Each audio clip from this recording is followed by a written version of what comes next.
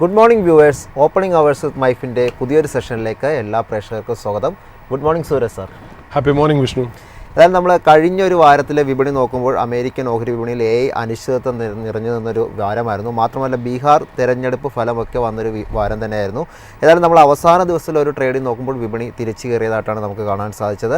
Exit poll ഫലത്തിന് വിപരീതമായി തന്നെ, അല്ലെങ്കിൽ ആ ഒരു ഫലത്തെ മറികടന്ന് NDA വൻ ഭൂരിപക്ഷത്തിലാണ് അധികാരത്തിലെത്തിയതായിട്ട് നമുക്ക് കാണാൻ സാധിക്കുന്നത്. നമുക്ക് ആ കഴിഞ്ഞൊരു വീക്കിലെ ട്രേഡിംഗ് നോക്കുമ്പോൾ പ്രധാനമായി എടുത്തു പറയേണ്ടത് നിഫ്റ്റി 25,900 എന്നൊരു നില മറികടന്നിരുന്നു. മാത്രമല്ല നിഫ്റ്റിയിലെ ഒരു പ്രകടനം നോക്കുമ്പോൾ നിഫ്റ്റി 50 1.64% നേട്ടം രേഖപ്പെടുത്തി. ബാങ്ക് നിഫ്റ്റിയിൽ 1.1% നേട്ടവുമാണ് നമ്മൾ കണ്ടത്. ബബിൾസ് ഇഷ്യൂസൊക്കെ ഉണ്ടെങ്കിൽ തന്നെയും നമുക്ക് IT മേഖലയിലെ ഒരു പ്രകടനം വിലയിരുത്തുമ്പോൾ ഏറ്റവും കൂടുതൽ മികച്ച നേട്ടം രേഖപ്പെടുത്തിയ ഇൻഡെക്സായി കഴിഞ്ഞ വാരം മാറിയത് IT ആയിരുന്നു. 3.37% നേട്ടമാണ് IT സൂചിയിൽ കണ്ടത്. കൂടാതെ ഫാർമ 2.94% നേട്ടം രേഖപ്പെടുത്തി. ഓട്ടോയിലും 1% മുകളിലേക്ക് നേട്ടമുണ്ടായിരുന്നു. മറുവശത്ത് മീഡിയയിലും റിയൽറ്റിയിലുമായിരുന്നു നമുക്കല്പം ഇടിവൊക്കെ കാണാൻ സാധിച്ചത്. മാത്രമല്ല രണ്ടാം പാദഫലങ്ങളൊക്കെ നോക്കുമ്പോൾ എക്സ്പെക്റ്റേഷനെ മീറ്റ് ചെയ്തു എന്നുള്ളൊരു വിലയിരുത്തലാണ് ഉള്ളത്. നമുക്ക് അമേരിക്കൻ മാർക്കറ്റിലോട്ട് വരുമ്പോൾ ഈ ഒരു ബബിളിൻ്റെ ആ ഒരു ഇഷ്യൂസൊക്കെ ഉണ്ടെങ്കിൽ തന്നെ അതിൻ്റെ ആശങ്ക അല്പം കുറഞ്ഞതായിട്ട് കാണുന്നുണ്ട്. മാത്രമല്ല ഇന്ത്യയും അമേരിക്കയും തമ്മിലുള്ള വ്യാപാര കരാറിൻ്റെ കാര്യത്തിൽ നിർണായകമായൊരു പ്രഖ്യാപനം ഈ ആഴ്ച ഉണ്ടാകുമെന്നുള്ളൊരു പ്രതീക്ഷ നിലനിൽക്കുന്നുണ്ട്. മാത്രമല്ല 200-ലധികം കാർഷിക ഉൽപ്പന്നങ്ങൾക്ക് അമേരിക്ക ഇപ്പോൾ താരിഫ് കുറച്ചതും ഒരു ആശ്വാസമായിട്ട് നമുക്ക് കാണാൻ സാധിക്കുന്നുണ്ട്. അമേരിക്കൻ വിപണിയിലോട്ട് വരുമ്പോൾ വെള്ളിയാഴ്ച രാവിലെ ഒരു ഇടിവിനെ തുടർന്നാണ് മാർക്കറ്റ് അല്ലെങ്കിൽ ഓപ്പൺ ചെയ്തത്. അതിനുശേഷം പിന്നീട് ഒരു തിരിച്ചുകയറ്റം മാർക്കറ്റ് ഉണ്ടായതായിട്ടാണ് കാണാൻ സാധിക്കുന്നത്. സുരേഷ് സാർ, ഏതായാലും നമുക്ക് ഈ ഒരു വാരത്തിലോട്ട് ഇനിയിപ്പോൾ നമ്മൾ കടക്കാൻ പോവുകയാണ്. ഒരു ഫസ്റ്റ് ദിവസങ്ങൾ നമ്മൾ എടുക്കുമ്പോൾ നമുക്ക് എടുത്തു പറയേണ്ടത് മാർക്കറ്റിൽ എന്താണ് നമ്മളിനി എക്സ്പെക്റ്റ് ചെയ്യേണ്ടത്? ഒത്തിരിയധികം വാർത്തകളൊക്കെ നിറഞ്ഞിരുന്നൊരു വാരമാണ് ഇപ്പോൾ അവസാനിച്ചത്. പുതിയൊരു വാരം തുടങ്ങുകയാണ്. മാർക്കറ്റിൽ എന്തൊക്കെയാണ് ഇനി ശ്രദ്ധിക്കേണ്ടത്? വിഷ്ണു, നമ്മളെ സംബന്ധിച്ച് ഇപ്പോൾ വ്യക്തിപരമായിട്ട് പറയുകയാണെങ്കിൽ നമ്മൾ തീർച്ചയായിട്ടും ബീഹാർ റിസൾട്ട്സിനെ ചെറുതായിട്ടൊന്ന് വെറി ചെയ്തിരുന്നുള്ള കാര്യം വസ്തുത തന്നെയാണ്. കാര്യം നമ്മളത് പ്രേക്ഷകരോട് പലപ്പോഴായിട്ട് പറഞ്ഞു. കാര്യം ബീഹാർ എന്ന് പറയുന്ന ഒരു സ്റ്റേറ്റിൻ്റെ റെലവൻസ് ഇപ്പോഴത്തെ സെൻട്രൽ ഗവൺമെൻറ്റിൽ എന്താ എന്നുള്ളത് പറഞ്ഞിരുന്ന കാര്യം അവിടുത്തെ ഒരു റീജിയണൽ പാർട്ടിയായിട്ട് ചേർന്നാണ് ഇപ്പോഴത്തെ സെൻട്രൽ ഗവൺമെൻറ് ഒരു മെജോറിറ്റി ഉള്ളത്. റിസൾട്ട്സ് നേരെ തിരിഞ്ഞിരുന്നു എന്നുണ്ടെങ്കിൽ അത് മാർക്കറ്റിന് ഗുണകരമായിട്ട് വരാൻ സാധ്യതയില്ല എന്ന് പറഞ്ഞു. ഏതാണ്ട് ആ ക്ലൗഡൊക്കെ മാറിയിരിക്കുന്നു. ഏതാണ്ട് വലിയൊരു ഭൂരിപക്ഷത്തിൽ തന്നെ അവർ വന്നു. അതുകൊണ്ട് മാർക്കറ്റിനെ സംബന്ധിച്ച് ബീഹാർ ഇലക്ഷൻ ഒരു ഫാക്ടർ അല്ലാതെ മാറി എന്നുള്ളത് തന്നെയാണ് ഏറ്റവും വലിയ ആശ്വാസകരമായിട്ടുള്ള കാര്യം. രണ്ടാമത് നമ്മൾ ഇന്ത്യൻ മാർക്കറ്റിനെ നോക്കുകയാണെങ്കിൽ എന്താ ഏർണിങ്സ് എങ്ങനെയായിരുന്നു എന്നുള്ള ഒരു ഏർണിംഗ് സീസൺസ് ഓൾമോസ്റ്റ് ആ സീസൺ ഏതാണ്ട് കംപ്ലീറ്റ് ആയി വന്നുകൊണ്ടിരിക്കുകയാണ്. അപ്പം നമ്മൾ ഏർണിംഗ് സീസൺസ് നോക്കുകയാണെങ്കിൽ ഇപ്രാവശ്യത്തെ ഏർണിംഗ് സീസൺ വളരെ സ്പെക്ടാക്കുലറായിട്ടൊന്നും ഇല്ലെങ്കിൽ പോലും നെഗറ്റീവായിട്ടൊന്നും വന്നില്ല. അപ്പോൾ അതുകൊണ്ട് ശരിക്കും പറഞ്ഞാൽ വലിയ പ്രോബ്ലം ഇല്ലാതെ പോയി എന്നുള്ളത് വളരെ പ്രത്യേകതയുള്ളൊരു കാര്യമാണ്. അതായത് എന്തൊക്കെ നെഗറ്റീവ്സ് ഉണ്ടോ സ്റ്റോക്ക് മാർക്കറ്റിൽ വാല്യുവേഷനെ ബേസ് ചെയ്ത് അല്ലെങ്കിൽ ഏർണിങ്സിനെ ബേസ് ചെയ്തിട്ട് സ്റ്റോക്ക് മാർക്കറ്റിലുണ്ടോ അതെല്ലാം ഏതാണ്ട് ഡൈജസ്റ്റ് ചെയ്തായിട്ടാണ് കാണുന്നത്. അതായത് നമ്മൾ ഇപ്പോൾ എന്താ പറയുക, ഇന്ത്യൻ മാർക്കറ്റ് ഓവർ വാല്യൂഡ് ആണെന്ന് എത്ര നാൾ പറഞ്ഞുകൊണ്ടിരിക്കും അല്ലേ? ഇന്ത്യൻ മാർക്കറ്റ് ഓവർ വാല്യൂഡ് ആണ്. പല ബേസിസിൽ നമ്മൾ നോക്കുകയാണെങ്കിൽ ഓവർ വാല്യൂഡ് ആണ്. ഓവർ വാല്യൂഷനെ ബേസ് ചെയ്തിട്ട് പലപ്പോഴായിട്ട് കറക്ഷൻ നടന്നിട്ടുണ്ട്. ആ കറക്ഷൻ റിക്കവർ ചെയ്തിട്ടുണ്ട്. ആ റിക്കവർ ചെയ്ത കറക്ഷനൊക്കെ വെച്ച് നോക്കുമ്പോഴും Q2 ഏർണിങ്സ് വെച്ച് നോക്കുമ്പോഴും ഏതാണ്ട് എനിക്ക് തോന്നുന്നു market has come to terms with the valuation of Indian stock market. അതായത് ഈ ഇന്നത്തെ സ്റ്റോക്ക് മാർക്കറ്റിൻ്റെ വാല്യുവേഷൻ എന്താ എന്നുള്ളത് മാർക്കറ്റ് ഡൈജസ്റ്റ് ചെയ്തിരിക്കുന്നു എന്നുള്ളതാണ് നമുക്ക് മനസ്സിലാകുന്നത്. പിന്നെ നമുക്ക് ആ പാടെ ഇമ്പോർട്ടൻ്റ് ആയിട്ടുള്ളൊരു കാര്യം, ടെക്നിക്കലി സ്പീക്കിംഗ്, അത് technically as well as fundamentally 26,000 Nifty level break ചെയ്ത് മീനിങ് ഫുൾ ആയിട്ട് നല്ല വോളിയത്തിന് മുകളിലുണ്ടെങ്കിൽ മാത്രമേ പുതിയൊരു ട്രെൻഡ് വരുന്നതായിട്ട് നമുക്ക് പറയാൻ പറ്റുള്ളൂ. ഞാനിത് പറയുന്നത് ഒരു ടെക്നിക്കൽ എന്താ പറയുക, ഒരു സപ്പോർട്ട് റെസിസ്റ്റൻസ് ബേസ് ചെയ്തിട്ടല്ല പറഞ്ഞത്. നമ്മളിപ്പോൾ അടുത്ത കാലത്ത് വരുന്നത് വെച്ചാൽ ഒരു റേഞ്ച് ബൗണ്ട് മാർക്കറ്റാണ് അല്ലേ? ഒരു ലെവൽ വരെ വരും, വന്നിട്ട് ഈ പറയുന്ന പോലെ ഒന്ന് തിരിച്ച് ബാക്കിലേക്ക് പോകും. 26,000 ആ ഒരു എന്താ പറയുക അതിൻ്റെ ചുറ്റുവട്ടത്ത് വന്നിട്ട് ഒന്ന് ബാക്കിലേക്ക് പോവുക, പിന്നെ ഒന്ന് സെറ്റിൽ ചെയ്യുക, കൺസോൾട്ട് ചെയ്യുക, തിരിച്ചു വരിക എന്നുള്ളത്. അതായത് ഒരു റേഞ്ചിൽ തന്നെ നിൽക്കുന്നു. ആ റേഞ്ചിൽ നിന്ന് ഒന്നില്ലെങ്കിൽ ഇത് താഴോട്ട് ബ്രേക്ക് ഡൗൺ ചെയ്യണം. ആ ബ്രേക്ക് ഡൗൺ ചെയ്യാനുള്ള ഫാക്ടേഴ്സ് എന്താണ്? ഈ പറയുന്ന പോലെ ട്രേഡ് ടാരിഫിൻ്റെ കാരണങ്ങൾ കൊണ്ടോ, അല്ലെങ്കിൽ ഏർണിങ്സ് മോശമായതുകൊണ്ടോ, അല്ലെങ്കിൽ ഗവൺമെൻറ്റിന് സെൻട്രൽ ഗവൺമെൻറ്റിന് ഇതേപോലെ ബീഹാർ ഇലക്ഷൻ പോലെയുള്ള നെഗറ്റീവ്സോ സംഭവിക്കുകയാണെങ്കിൽ, എന്നാൽ അതൊന്നും ഇല്ല എന്ന് നമുക്ക് മനസ്സിലായി. അതെ, ബീഹാർ ഇലക്ഷൻ നമുക്ക് കഴിഞ്ഞിരിക്കുന്നു. രണ്ടാമത് ട്രേഡ് ഡീലിൻ്റെ കാര്യത്തിൽ ഏതാണ്ട് ഇനിയിപ്പോൾ എക്സ്പെക്ട് ചെയ്യുന്നു, നമ്മൾ everybody is expecting A trade deal within days അല്ലെങ്കിൽ വീക്സ് എന്നുള്ള കാര്യം കൂടി വന്നിരിക്കുന്നു. വാല്യുവേഷൻ്റെ കാര്യവും മാർക്കറ്റ് ഡൈജസ്റ്റ് ചെയ്തിരിക്കുന്നു. അപ്പോൾ ഒരു റേഞ്ചിൽ നിന്ന് താഴോട്ടുള്ള ബ്രേക്ക് ഡൗണിൻ്റെ ഒരു സാധ്യതകൾ വളരെ കുറവാണ്. എന്നാൽ 26ന് മുകളിലോട്ട് ഒരു ബ്രേക്ക് ഔട്ട് വരാനുള്ള സാധ്യതകൾ എന്തായിരിക്കാം? ഒന്നെന്ന് പറയുന്നത് ടാരിഫ് ഡീൽ വരുമ്പോൾ ആ ടാരിഫ് ഡീലിൻ്റെ ഫൈൻ പ്രിൻ്റ് എന്താണ്, അതിനകത്ത് പറഞ്ഞിരിക്കുന്ന കാര്യങ്ങൾ എന്താണ്.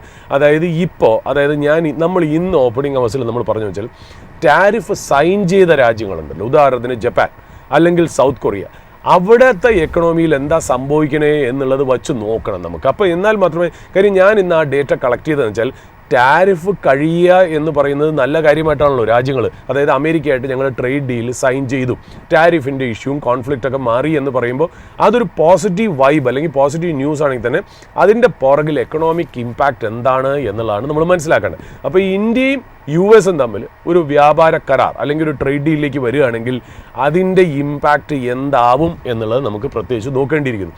ഒരു കാര്യം നമുക്ക് ഉറപ്പായിട്ടും പറയാം, അതായത് ഇന്ത്യൻ ഗവൺമെൻറ് വളരെ സ്റ്റേൺ ആയിട്ടും സ്ട്രോങ് ആയിട്ടുള്ളൊരു മെസ്സേജ് നമുക്ക് കിട്ടിയിരിക്കുന്നതനുസരിച്ച് ആസ് ഓൺ ഡേറ്റ്, ഇനി നാളെ മാറുമെന്ന് നമുക്കറിയില്ല, പറഞ്ഞിരിക്കുന്ന കാര്യം വെച്ചാൽ ഇന്ത്യൻ ഫാർമേഴ്സിൻ്റെ കാര്യത്തിലോ ഇന്ത്യയുടെ നാഷണൽ ഇൻട്രസ്റ്റിൻ്റെ കാര്യത്തിലോ അല്ലെങ്കിൽ ഫിഷർമെൻ്റെ കാര്യത്തിലോ ഒരു കോംപ്രമൈസും ഇല്ല എന്നുള്ള രീതിയിലാണ് ഇന്ത്യ പറഞ്ഞിരിക്കുന്നത് എന്നുള്ളത്. അതായത് നമ്മൾ തമ്മിലുള്ള, അതായത് ഇന്ത്യയും US-ഉം തമ്മിലുള്ള കണ്ടൻസേഷൻ ആയിട്ടുള്ള ഇഷ്യൂസ് എന്താണ്, ഒന്ന് നമ്മൾ US-ലുള്ള നമ്മൾ ഇവിടുന്ന് അയക്കുന്ന സാധനങ്ങൾക്ക് പ്രോഡക്ട്സിന് നമ്മുടെ ടാരിഫ് US-ൽ വളരെ കുറവാണ്, നമുക്ക് US ആയിട്ട് ട്രേഡ് സർപ്ലസ് ആണെന്നുള്ളത് ഒന്നാമത്തെ റീസൺ. രണ്ട്, നമ്മൾ അമേരിക്കൻ പ്രോഡക്ട്സിന് ഇന്ത്യയിൽ വലിയൊരു ഹൈ ടാരിഫാണ് വെച്ചേക്കുന്നത്, അതിനെ മാറ്റണം. അതുപോലെ നോൺ ടാരിഫ് മെഷേഴ്സും ഒക്കെ മാറ്റണം. അതായത് നമ്മൾ ഈ ഇമ്പോർട്ടിന് റെസ്ട്രിക്ഷൻസ് വയ്ക്കുക, കൗണ്ടർ വെയിലിംഗ് ഡ്യൂട്ടി വയ്ക്കുക, ഇതൊക്കെ മാറ്റിക്കിട്ടണം എന്നുള്ളതായിരുന്നു രണ്ടാമത്തെ കാര്യം. മൂന്നാമത് നമ്മൾ കൂടുതൽ American agriculture products like genetically modified ക്രോപ്സും ഡയറി പ്രോഡക്ട്സും ഒക്കെ മേടിച്ചിട്ട് നമ്മൾ അമേരിക്കൻ ഫാർമേഴ്സിനെ സഹായിക്കണം.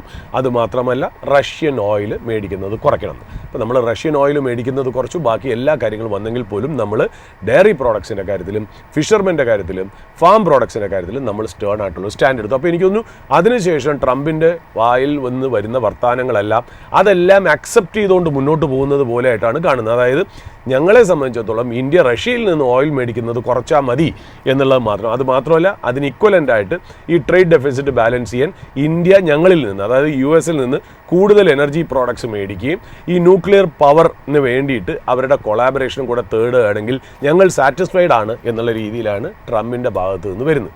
അപ്പോൾ നമുക്ക് നോക്കേണ്ടത് ഈ ട്രേഡ് ഡീൽ ആയിരിക്കാം, ആ ട്രേഡ് ഡീലിലെ ഫൈൻ പ്രിൻ്റ്, ട്രേഡ് ഡീൽ എന്തെങ്കിലും കുരിശുകൾ എക്കണോമിക്ക് ലോങ് ടേം ഇമ്പാക്റ്റ് ഉണ്ടോ ഇല്ലേ എന്നുള്ളതാണ് നമ്മൾ ശ്രദ്ധിക്കേണ്ടത്. അതില്ല എന്നും കൂടെ ഉണ്ടെങ്കിൽ 26,000 മുകളിലോട്ട് ബ്രേക്ക് ഔട്ട് ചെയ്യാനുള്ള ചാൻസസ് വളരെ ഹൈ ആണ്. പക്ഷേ അതിന് വേണ്ടിയിട്ടുള്ള ന്യൂസ് എന്താണ് ദാറ്റ് ഈസ് ദ ട്രിഗർ, അല്ലെങ്കിൽ നോർമൽ കണ്ടീഷനിൽ തന്നെ പോവോ അല്ലെങ്കിൽ എന്തെങ്കിലും ട്രിഗർ വേണോ എന്നുള്ളതാണ് മാർക്കറ്റ് ഉറ്റുനോക്കിക്കൊണ്ടിരിക്കുന്നത് എന്നുള്ള. നമ്മൾ ഇനിയിപ്പോൾ US മാർക്കറ്റ്സിലേക്ക് നമ്മൾ തിരിച്ചു വരികയാണെങ്കിൽ ഇപ്പോഴത്തെ hand over details let start from the top. അങ്ങനെ നോക്കുകയാണെങ്കിൽ വിഷ്ണു പറഞ്ഞ പോലെ S&P 500 ഒരു മിക്സ്ഡ് മാർക്കറ്റ് ആയിരുന്നു. അതായത് S&P 500 ഇത് വെള്ളിയാഴ്ചത്തെ ക്ലോസിംഗ് ആണ് നമ്മൾ പറയുന്നത് -0.05% ആയിട്ട് ഡൗൺ ആയിരുന്നു. എന്നാൽ നാസ്ഡാക്ക് ചെറിയ രീതിയിൽ അപ്പായിരുന്നു അല്ലേ, 0.13% അപ്പായിരുന്നു. ഡൗ ജോൺസ് 0.65% ഡൗൺ ആയിരുന്നു എന്നുള്ള. അപ്പോൾ മാർക്കറ്റിനെ സംബന്ധിച്ച് അങ്ങനെ വലിയ പ്രത്യേകതയൊന്നും കണ്ടില്ല, വലിയ സൈലൻ്റ് ആയിട്ടുള്ള മിക്സ്ഡ് ആയിട്ടുള്ള മാർക്കറ്റാണ് നമ്മൾ US മാർക്കറ്റ് വെള്ളിയാഴ്ച കണ്ടത്. Nothing to worry from there എന്നുള്ളതാണ് ഒന്നാമത്തെ കാര്യം. രണ്ടാമത്തെ കാര്യം, ഇനിയിപ്പോൾ എന്താ US മാർക്കറ്റിൽ വരാനിരിക്കുന്നത് NVIDIAയുടെ ഏർണിങ്സ് വരാനുണ്ട്. പിന്നെ അതുപോലാതെ എനിക്ക് തോന്നുന്നു വെനസ്ഡേ ആണെന്ന് തോന്നുന്നു NVIDIAയുടെ ഏർണിങ്സ് വരുന്നത്. പിന്നെ വാൾമാർട്ട് വരാനുണ്ട്, ടാർജറ്റ് വരാനുണ്ട്. അതായത് കൺസ്യൂമർ സ്പെൻഡിങ് എങ്ങനെയെന്നും കൂടെ ഉള്ളത് ഈ റിസൾട്ട്. ഇപ്പോൾ NVIDIAയുടെ റിസൾട്ട് കാണിക്കുന്നത് എന്താ, ആർട്ടിഫിഷ്യൽ ഇൻ്റലിജൻസ് അല്ലെങ്കിൽ അതിനെ ബേസ് ചെയ്ത semi conductor chip technology business എങ്ങനെ പോകുന്നു കാണിക്കുമ്പോൾ ഇപ്പുറത്തെ വാൾമാർട്ടും ടാർജറ്റിൻ്റെയും ഏർണിങ്സ് കാണിക്കാൻ പോകുന്നത് അമേരിക്കൻ ഇൻവെസ്റ്റേഴ്സിൻ്റെ കോൺഫിഡൻസ് ആണ് എന്നുള്ളതാണ് അതിനകത്തുള്ള പ്രത്യേകത. പിന്നെ സ്കോട്ട് ബെസന്റ് ഒരു എന്താ പറയുക സ്റ്റേറ്റ്മെൻറ്റും കൂടെ പറഞ്ഞേക്കുന്നു, ഞങ്ങളും ചൈനയും തമ്മിൽ ഏതാണ്ട് നവംബർ എൻഡോടുകൂടി ഈ റെയർ എർത്തിൻ്റെ കാര്യത്തിൽ ഒരു എഗ്രിമെൻറ്റിലേക്ക് എത്താൻ സാധ്യതയുണ്ട് എന്നുള്ള കാര്യത്തിലും കൂടെ പറഞ്ഞു വയ്ക്കുന്നു. അപ്പോൾ അമേരിക്കൻ മാർക്കറ്റിനെ സംബന്ധിച്ചോളം അങ്ങനത്തെ കാര്യങ്ങളൊന്നും ഇപ്പോൾ പ്രോബ്ലം ഇല്ല എന്നുള്ള. US ട്രഷറി മാർക്കറ്റ് നമുക്കൊന്ന് നോക്കാം. ബോണ്ട് ഈൽഡ് ചെറുതായിട്ടൊന്ന് റൈസ് ചെയ്തിട്ടുണ്ട്. അതായത് ബോണ്ട് ഈൽഡ് ഞാൻ നോക്കുമ്പോൾ US 10-year ബോണ്ട് ഈൽഡ് ഞാൻ രാവിലെ നോക്കാൻ നേരത്ത് 4.15% അതായത് 3 basis points അപ്പാണ്. ഞാൻ ജസ്റ്റ് കയറുന്ന നോക്കാൻ നേരത്ത് ചെറുതായിട്ടൊന്ന് താഴേക്ക് ബോണ്ട് ഈൽഡ് വന്നിട്ട്. അപ്പോൾ ബോണ്ട് ഈൽഡ് പറയുന്ന ഒരു എന്താ പറയുക സീക്രട്ടായിട്ട് നമ്മുടെ വിസ്പർ ചെയ്യുന്ന കാര്യം എന്താണെന്ന് വെച്ചാൽ, ഇപ്പോൾ അമേരിക്കയിൽ ഇനി വരാൻ പോണ ഫെഡ് മീറ്റിങ്ങിൽ FOMC മീറ്റിങ്ങിൽ ഈ പറയുന്ന പോലെ റേറ്റ് കട്ടിനുള്ള ചാൻസസ് ഇച്ചിരി കുറവാണ്. അതായത് പണ്ട് 86-90% ഒക്കെ ആൾക്കാർ വിശ്വസിച്ചിരുന്ന സ്ഥലത്ത് ഇപ്പോൾ ആ കോൺഫിഡൻസ് 50% താഴെ ആയിരിക്കുന്നു. അതായത് America is factoring in may not be, അതായത് 50-50 chances of a rate cut മാത്രമേ ഉള്ളൂ എന്നുള്ളതാണ്. അത് മാത്രമല്ല, നമുക്കറിയാലോ ഇപ്പോൾ US ഷട്ട് ഡൗൺ ഒക്കെ കഴിഞ്ഞിരിക്കുന്നു. എന്നാൽ ഇനി വരുന്ന FOMC മീറ്റിങ്ങിൽ നമ്മുടെ ഇപ്പോൾ FOMC ചീഫും അതുകൂടാതെ FOMCയുടെ ചില ഗവർണേഴ്സും പറയുന്ന കാര്യം വെച്ചാൽ ഗ്രാൻഡഡ് ആയിട്ട് എടുക്കരുത്, അടുത്ത FOMC മീറ്റിങ്ങിന് റേറ്റ് കട്ട് ഉണ്ടാവും എന്നുള്ളത് ഗ്രാൻഡഡ് ആയിട്ട് എടുക്കരുതെന്നും കൂടെ പറയുന്നു എന്നുള്ള. അപ്പോൾ ഡേറ്റയുടെ കാര്യത്തിൽ ഇത്രയും നാളായിട്ട് അധികം ഡേറ്റാസ് ഇല്ലായിരുന്നു എന്നുള്ളതാണ്. ഇനിയിപ്പോൾ ഡേറ്റ ഓരോന്നായിട്ട് വന്നു തുടങ്ങി. അതായത് സെപ്റ്റംബർ ജോബ്സ് ഡേറ്റ എനിക്ക് തോന്നുന്നു തേഴ്സ്ഡേയോ ഫ്രൈഡേ വരും. മോസ്റ്റ് ലൈക്ലി ദാറ്റ് തേഴ്സ്ഡേ ആണ് വരാനുള്ള ചാൻസ്. അതായത് ബ്യൂറോ ഓഫ് ലേബർ സ്റ്റാറ്റിസ്റ്റിക്സ് അതായത് ഒരു കലണ്ടർ കൊണ്ടുവരും, ഓരോ ദിവസം എന്തൊക്കെയാണ് ഡേറ്റാസ് കൊണ്ടുവരും. ഇത്രയും ഡേറ്റ നമുക്ക് ഇത്രയും നാളായിട്ട് ഇല്ലായിരുന്നു. ഇതിനെ ബേസ് ചെയ്തായിരിക്കും ഫെഡിൻ്റെ ആക്ഷൻ. ബട്ട് 50% റേറ്റ് കട്ടിനുള്ള ഒരു സാധ്യതയുള്ളൂ എന്നും കൂടെ പറഞ്ഞു വയ്ക്കുന്നു എന്നുള്ള. ഇപ്പോൾ ഗോൾഡിൻ്റെ കാര്യം നമ്മൾ നോക്കുകയാണെങ്കിൽ ഗോൾഡ് ചെറുതായിട്ടൊന്ന് സ്ലൈഡ് ചെയ്യണം. ടെമ്പററി ആണ്, കറക്ഷൻ എന്ന് പറയാൻ പറ്റില്ല. ചെറുതായിട്ടൊന്ന് ഇരുന്നു എന്ന് വേണമെങ്കിൽ പറയാം. കാര്യം എന്താ, ഫെഡിൻ്റെ റേറ്റ് കട്ടിൻ്റെ കാര്യത്തിൽ ആ ഒരു പ്രതീക്ഷ മങ്ങിയിരിക്കുന്നു എന്നുള്ള. റേറ്റ് കൂടുമ്പോഴാണ് ഈ എന്താ പറയുക റിസ്കി അസറ്റ്സിൽ നിന്നും ഈ പറയുന്ന പോലെ സേഫ് അസറ്റ്സ് ആയുള്ള ഗോൾഡിലേക്ക് പോവുക അങ്ങനെ പറയുന്നത്. അപ്പോൾ ആ ഒരു ട്രേഡ് നടക്കാത്തതുകൊണ്ടായിരിക്കണം ഒരു പക്ഷേ ചെറുതായിട്ടൊന്ന് മങ്ങി നിൽക്കുകയാണെന്ന് വേണമെങ്കിൽ പറയാം. ഓയിലിനെ സംബന്ധിച്ച് നോക്കുകയാണെങ്കിൽ ക്രൂഡിൻ്റെ പ്രൈസസ് ചെറുതായിട്ടൊന്ന് സ്പൈക്ക് ചെയ്തിട്ടുണ്ട്. കാര്യം ഒരു യുക്രൈൻ ഏതാണ്ട് ഒരു റഷ്യൻ പോർട്ടിൽ ഒരു അറ്റാക്ക് നടത്തിയത് കാരണമാണെന്ന് തോന്നുന്നു. ഏതാണ്ട് ബ്രെൻഡ് നമ്മൾ നോക്കുമ്പോൾ അലാമിംഗ് ആയിട്ട് നെഗറ്റീവായിട്ടും പോസിറ്റീവായിട്ടും ഒന്നുമില്ല, $64 പെർ ബാരലിൻ്റെ അവിടെ തന്നെ നിൽക്കുന്നു എന്നുള്ളതാണ്. അപ്പോൾ ഈ പറയുന്ന കാര്യങ്ങളൊക്കെ വെച്ച് നോക്കുമ്പോൾ US മാർക്കറ്റിനായാലും ശരി ഇന്ത്യൻ മാർക്കറ്റിനായാലും ശരി എന്തൊക്കെ ന്യൂസുകൾ ഉണ്ടായിരുന്നോ അതൊക്കെ ഡിസ്കൗണ്ട് ചെയ്തു എന്നുള്ളതാണ് ഞാൻ പറയാൻ പറ്റുന്നത്. ഇപ്പോൾ US സംബന്ധിച്ചിടത്തോളം AI ബൈബിളിൻ്റെ കാര്യത്തിൽ ഡിസ്കഷൻ എന്ന് പറയുമ്പോഴത്തേക്കും നമുക്ക് എന്താ പബ്ലിക് ഫോറത്തിൽ ഡിസ്കഷൻ തുടങ്ങിക്കഴിഞ്ഞാൽ ഇതിൽ ബെയറിഷ് ആയിട്ടുള്ളവരും ബുള്ളിഷ് ആയിട്ടുള്ളവരും ഉണ്ടാവല്ലോ. രണ്ടുപേരും മാർക്കറ്റിൽ ആക്ട് ചെയ്യുമല്ലോ. ആ ആക്ട് ചെയ്ത് കഴിഞ്ഞാൽ അത് മാർക്കറ്റിൽ റിഫ്ലക്റ്റ് ചെയ്യുന്നുണ്ട് എന്നുള്ളതാണ് നമുക്ക് മനസ്സിലായത്. ഇനി എന്തെങ്കിലും ഒരു നെഗറ്റീവ് ന്യൂസ് ഉണ്ടെങ്കിൽ മാത്രമേ ഇത് ബ്രേക്ക് ഡൗണും എന്തെങ്കിലും പോസിറ്റീവ് ന്യൂസ് ഉണ്ടെങ്കിൽ ബ്രേക്ക് ഔട്ടും ഉള്ളൂ. അപ്പം മാർക്കറ്റിൽ ഇതൊക്കെ സ്റ്റെബിലൈസ് ചെയ്തു. But the news that is coming from Asia, അവിടെയാണ് നമുക്കിപ്പോൾ ഒരു പ്രോബ്ലം വന്നേക്കുന്നത്. അതായത് നമ്മളിപ്പോൾ കുറേ നാളായിട്ട് ട്രംപും US ട്രേഡ് ഡീലും ഇന്ത്യയൊക്കെ മാറ്റിവെച്ച് ആർട്ടിഫിഷ്യൽ ഇന്റലിജൻസ് ബബിളും ഒക്കെ മാറ്റിവെച്ച് നമ്മളൊന്ന് ഒരു ഏഷ്യ കോൺസെൻട്രേറ്റ് ചെയ്യേണ്ട ഒരു ദിവസമാണ് ഇന്നെന്നുള്ള. ഇപ്പോൾ ജപ്പാനിൽ ക്വാർട്ടർലി GDP നമ്പേഴ്സ് വന്നു. അതായത് ആ റിപ്പോർട്ട് വന്നപ്പോൾ ജപ്പാൻ്റെ GDP shrunk by 1.8%. 1.8% കോൺട്രാക്ഷനാണ് GDPയിൽ സംഭവിച്ചിരിക്കുന്നത്. അതായത് ഫസ്റ്റ് ടൈം ഇൻ 6 quarters, 6 ക്വാർട്ടറായിട്ട് ഏതാണ്ട് ഒരു 1.8%. അതായത് എക്സ്പെക്റ്റ് ചെയ്തിരുന്നു അവിടെ ഒരു കോൺട്രാക്ഷൻ വരുന്നു. പക്ഷേ ആ എക്സ്പെക്റ്റ് ചെയ്തതിനേക്കാളും കുറവാണ് വന്നതെങ്കിലും 1.8% എന്ന് പറയുന്നത് ഭേദപ്പെട്ട കോൺട്രാക്ഷനാണ്. ഈ കോൺട്രാക്ഷൻ ഈസ് ഫോർ റിയൽ. അതായത് ജപ്പാൻ ഇക്കണോമി ഒന്ന് കോൺട്രാക്ട് ചെയ്യുന്നു എന്നുള്ള കാര്യമാണ്. അപ്പോൾ ജപ്പാൻ ഏതാണ്ട് നമുക്കൊന്ന് ആലോചിച്ച് നോക്കണം. ജപ്പാനും US തമ്മിലുള്ള ട്രേഡ് ഡീൽ നടന്നു. അതിൽ ജപ്പാൻ കമ്മിറ്റ് ചെയ്ത കാര്യങ്ങൾ എന്താ? 2 കാര്യങ്ങൾ. US ബേസ്ഡ് ആയിട്ടുള്ള പ്രോഡക്ട്സ് ജപ്പാനിലേക്ക് വരാനുള്ള സാധ്യതകളും വാതിലുകളും തുറന്നു കൊടുത്തു. ഒന്ന്. രണ്ടാമത് Japan Z they will invest $500 billion in US. അപ്പോൾ ആ ഒരു കമ്മിറ്റ്മെൻറ്റും കൂടെ ജപ്പാൻ ഉണ്ടെന്ന് ആലോചിക്കണം. ആ സമയത്താണ് ഈ GDP 1.8% 6 ക്വാർട്ടറിലെ ഫസ്റ്റ് ടൈമായിട്ട് ഇതൊന്ന് കോൺട്രാക്ട് ചെയ്തത്. ജപ്പാൻ്റെ പുതിയ പ്രൈം മിനിസ്റ്റർ അതായത് തക്കായിച്ചി പറഞ്ഞിരിക്കുന്നതെന്ന് വെച്ചാൽ ഏതാണ്ട് ഒരു എക്കണോമിക് സ്റ്റിമുലസ്, അതായത് GDP ഒക്കെ സ്ലോ ഡൗൺ ചെയ്യുകയാണല്ലോ, ഇൻഫ്ലേഷൻ ഭയങ്കര ഇഷ്യൂ ആയിട്ട് വരികയാണ്. അതായത് ഹൗസ് ഹോൾഡിനൊക്കെ ഈ റൈസിങ് കോസ്റ്റ് എന്ന് പറയുന്നത് ഒരു വലിയൊരു ഇഷ്യൂ ആയിട്ട് വരുന്നതുകൊണ്ട് ജപ്പാനെ സംബന്ധിച്ചിടത്തോളം ഒരു സ്റ്റിമുലസ് കൊടുക്കാനായിട്ട് പുതിയ പ്രൈം മിനിസ്റ്റർ തക്കായിച്ചി തീരുമാനിച്ചു എന്നുള്ള. എസ്റ്റിമേറ്റഡ് ഫിഗർ പറയുന്നത് $110 billion ഒരു എക്കണോമിക് സ്റ്റിമുലസ് എന്ന് പറഞ്ഞാൽ പൈസ കൊടുക്കുക എന്നുള്ളത് മാത്രമല്ല വിഷ്ണു, പല ഗ്രാൻസും കൊടുക്കുക, ടാക്സ് കുറയ്ക്കുക, ഗവൺമെൻറ്റിനുള്ള പേയ്മെൻറ്റുകൾ കുറയ്ക്കുക. അതായത് ഗവൺമെൻറ് ഇത്രയും നാൾ കിട്ടിക്കൊണ്ടിരിക്കുന്ന റവന്യൂ ഇപ്പോൾ ഓയിൽ സബ്സിഡി, അതായത് പെട്രോളിൽ അല്ലെങ്കിൽ ഒരു ഡീസലിന് വച്ചിരിക്കുന്ന ആ ഒരു കോസ്റ്റിൽ ഒരു സബ്സിഡി കൊടുക്കുകയാണെങ്കിൽ ഗവൺമെൻറ്റിനുള്ള റവന്യൂ കുറയും. അപ്പോൾ സ്റ്റിമുലസ് എന്ന് പറയുമ്പോൾ $110 billion പാക്കേജ് എന്ന് പറയുമ്പോൾ അത്രയും പൈസ പോക്കറ്റിൽ നിന്ന് എടുത്ത് ഇട്ടു എന്നുള്ളത് നമ്മൾ കണക്കാക്കരുത്. പൈസ ഇടുന്നത് കുറവായിരിക്കും, ബട്ട് റവന്യൂ കുറയുക എന്നുള്ള അർത്ഥം കൂടെ ഉണ്ട് എന്നുള്ളതാണ്. അതുമല്ല Japanese finance ministry it is being said that അവരൊരു സപ്ലിമെൻ്ററി ബഡ്ജറ്റ് തയ്യാറാക്കുകയാണ്. അതായത് 14 ട്രില്യൺ yen ആണല്ലോ അവരുടെ കറൻസി. അതിന് വേണ്ടിയിട്ട് ഒരു സപ്ലിമെൻ്ററി ബഡ്ജറ്റ് ഉണ്ടാക്കുകയാണെന്ന് പറയാം. അപ്പോൾ നമ്മൾ ഈ പറയുന്ന പോലെ ഗ്യാസോലിനുള്ള ഒരു ടാക്സ് കട്ട് ഗവൺമെൻറ് ഒരു സ്റ്റിമുലസ് ആയിട്ട് കൊടുത്തേക്കാം. പിന്നെ കുറച്ച് സബ്സിഡീസ് കൊടുത്തേക്കാം. അതായത് ഹൗസ് ഹോൾഡ്, അതായത് വീട്ടുകാരുടെ ബേർഡൻ, ആ ഒരു തലവേദന അല്ലെങ്കിൽ ഭാരം ഒന്ന് കുറയ്ക്കാൻ വേണ്ടിയിട്ട് ചില സബ്സിഡീസും കൂടെ കൊടുത്തേക്കാം എന്നുള്ളതാണ് പറയുന്നത്. പിന്നെ ഇത് കൂടാതെ തന്നെ ഇതാണ് ഇമ്പോർട്ടൻ്റ് ആയിട്ടുള്ള കാര്യം, ഡിഫൻസിലേക്കുള്ള സ്പെൻഡിങ് കൂട്ടുന്നു എന്നുള്ള. ഡിഫൻസിലേക്കുള്ള സ്പെൻഡിങ് കൂട്ടുന്നു എന്ന് പറഞ്ഞാൽ അതിൻ്റെ അർത്ഥം എന്താ, 2% ഓഫ് GDP വരെ ഡിഫൻസ് സ്പെൻഡിങ് ആക്കാൻ പോകുന്നു. അതിൻ്റെ അർത്ഥം ജപ്പാന് അവരുടെ ഒരു നാഷണൽ സെക്യൂരിറ്റി ആവശ്യത്തിന് വേണ്ടിയിട്ട് പൈസ സ്പെൻഡ് ചെയ്ത് വരുന്നു. കാരണം എന്താ, ജപ്പാനും ചൈനയും തമ്മിൽ ചെറിയൊരു ഇഷ്യൂ അവിടെ തുടങ്ങി. അത് തായ്വാൻ്റെ പേരിലാണ് എന്നുള്ളതാണ്.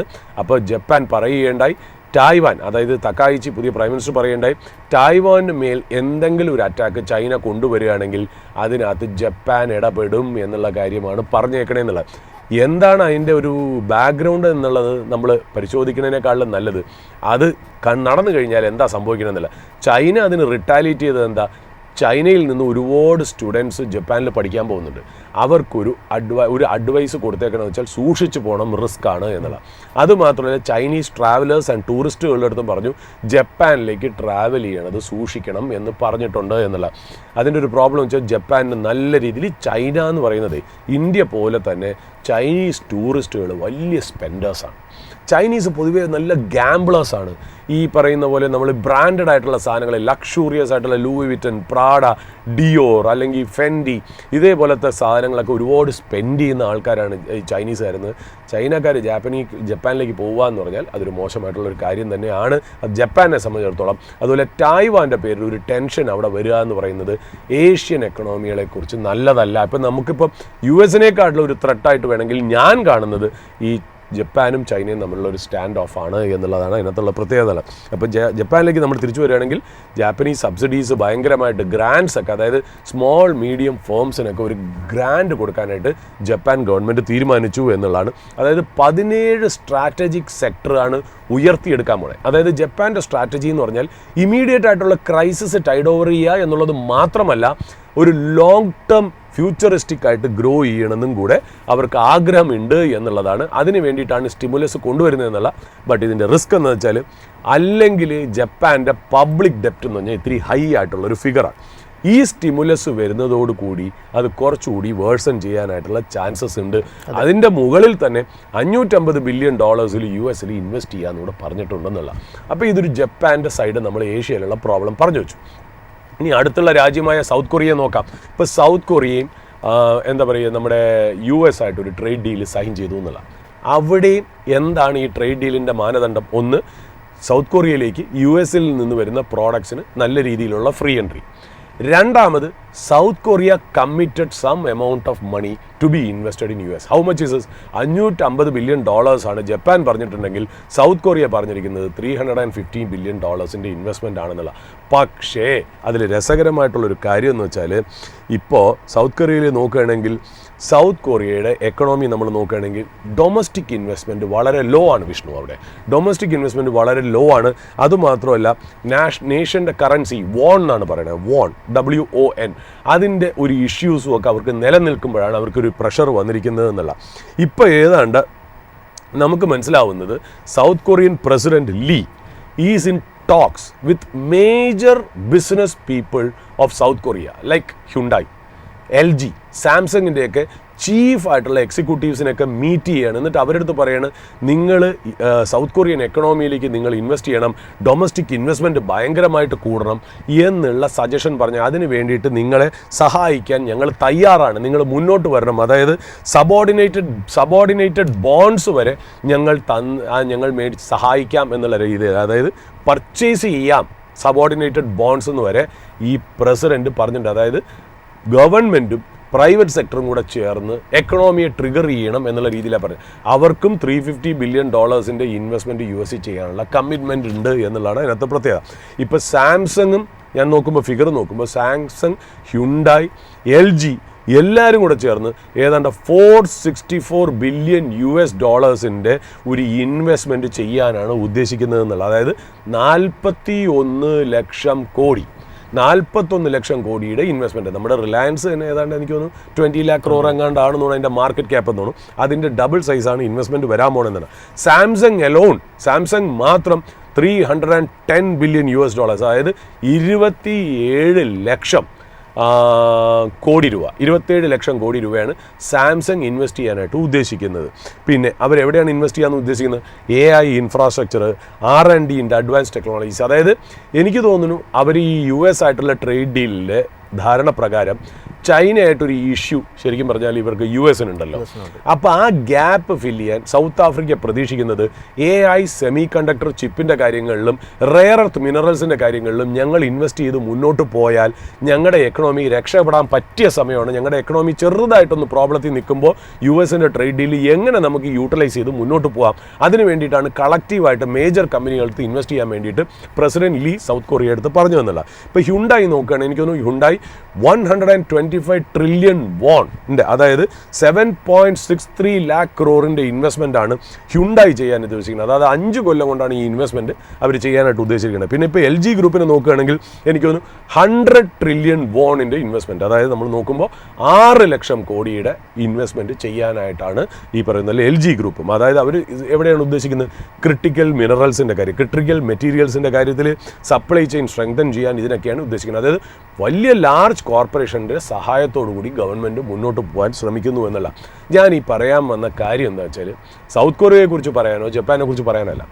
നമ്മൾ ട്രേഡ് ഡീലിനെ സാധാരണ US ആയിട്ട് ട്രേഡ് ഡീല് നല്ലൊരു പോസിറ്റീവായിട്ട് ഡീല് സൈൻ ചെയ്യാൻ പോസിറ്റീവായിട്ട് കാണുക എന്ന് പറയുന്നത് സ്വാഭാവികമാണ്, അതിൽ സത്യം തന്നെ. പക്ഷേ അതിൻ്റെ ഇംപ്ലിക്കേഷൻസ് എന്താണ് എന്ന് മനസ്സിലാക്കണം. അത് സൈൻ ചെയ്ത 2 രാജ്യങ്ങളെക്കുറിച്ച് ഘോരഘോരം പ്രസിഡന്റ് പ്രസംഗിച്ച 2 രാജ്യങ്ങളാണ് സൗത്ത് കൊറിയയും ജപ്പാൻ. ഇത് അൺയൂഷ്വലാണ്, ചരിത്രത്തിൽ ആദ്യമായിട്ടാണ്, ഹിസ്റ്റോറിക് ആയിട്ടാണെന്ന് പറഞ്ഞ രാജ്യങ്ങളുടെ എക്കണോമിക് കണ്ടീഷനും അവരുടെ പ്രഷറുമാണ് ഞാൻ ഈ പറഞ്ഞതെന്നുള്ളത്. ഒരു രാജ്യം ജപ്പാനാണെങ്കിൽ $550 ബില്യൺ അമേരിക്കയിൽ ഇൻവെസ്റ്റ് ചെയ്യാനുള്ള പ്രഷർ, കൊറിയയ്ക്ക് ആണെങ്കിൽ ഏതാണ്ട് $350 ബില്യൺ ഇൻവെസ്റ്റ് ചെയ്യാനുള്ള പ്രഷർ. അവരുടെ എക്കണോമി മോശമായിട്ട് നിൽക്കുന്നു. അവിടെ ഗവൺമെൻറ്റും പ്രൈവറ്റ് കമ്പനീസും കൂടെ ചേർന്ന് ഈ ക്രൈസിസിനെ മാനേജ് ചെയ്യാൻ ശ്രമിക്കുന്നു. ഇതൊക്കെ അവിടെ നടക്കുന്നു എന്നുള്ള. അങ്ങനെ നിൽക്കുന്ന സമയത്ത് ഇന്ത്യ ശരിക്കും പറഞ്ഞാൽ കുറച്ചുകൂടെ സേഫർ പൊസിഷൻ. കാര്യം ഇന്ത്യ ഒരു കമ്മിറ്റ്മെൻറ്റും കൊടുത്തിട്ടില്ല. രണ്ടാമത് അവരുടെ കാര്യങ്ങൾ ഇൻബൗണ്ട് ആയിട്ട് ഇമ്പോർട്ട് ചെയ്യുന്ന കാര്യത്തിൽ ഫ്രീ ആയിട്ട് ഗേറ്റ് തുറന്നിട്ടും ഇല്ല എന്നുള്ള.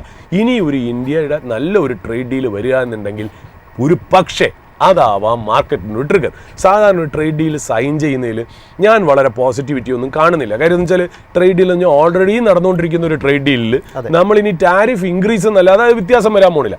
അതായത് ലോകത്തെല്ലാവർക്കും ഒരു ടാരിഫ് ഇൻക്രീസ് വന്നു, നമുക്കൊരു ടാരിഫ് ഇൻക്രീസ് വന്നു, നമ്മളെയും കൂടെ ഇനി ഇവിടുന്ന് എക്സ്പോർട്ട് ചെയ്യാനായിട്ട് പെർമിഷൻ കിട്ടി. ഇപ്പോൾ കുറേ എക്സ്പോർട്ട്സ് ഇപ്പോൾ സ്റ്റോൾ ചെയ്ത് നിൽക്കുകയാണ്, ഏതാണ്ട് പോസ് ചെയ്ത് നിൽക്കുകയാണ്. അത് മാറി നമുക്ക് എക്സ്പോർട്ട് ചെയ്യാനുള്ള സാധ്യത കിട്ടും എന്നുള്ളത് മാത്രമേ ഞാൻ വിശ്വസിച്ചിരുന്നുള്ളൂ.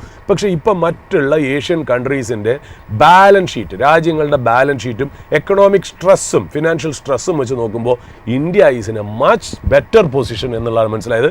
ആ ബെറ്റർ പൊസിഷനിൽ നിന്നുകൊണ്ട് തന്നെ എല്ലാ കാര്യങ്ങളും നമ്മൾ സേഫ് ഗാർഡ് ചെയ്തുകൊണ്ട് തന്നെയാണ് ഇന്ത്യ ഈ ട്രേഡ് ഡീൽ സംസാരിക്കുന്നത് എന്നുള്ളത് വളരെ പോസിറ്റീവായിട്ടുള്ളൊരു കാര്യമായിട്ടാണ് ഞാൻ കാണുന്നതെന്നുള്ള കാര്യം.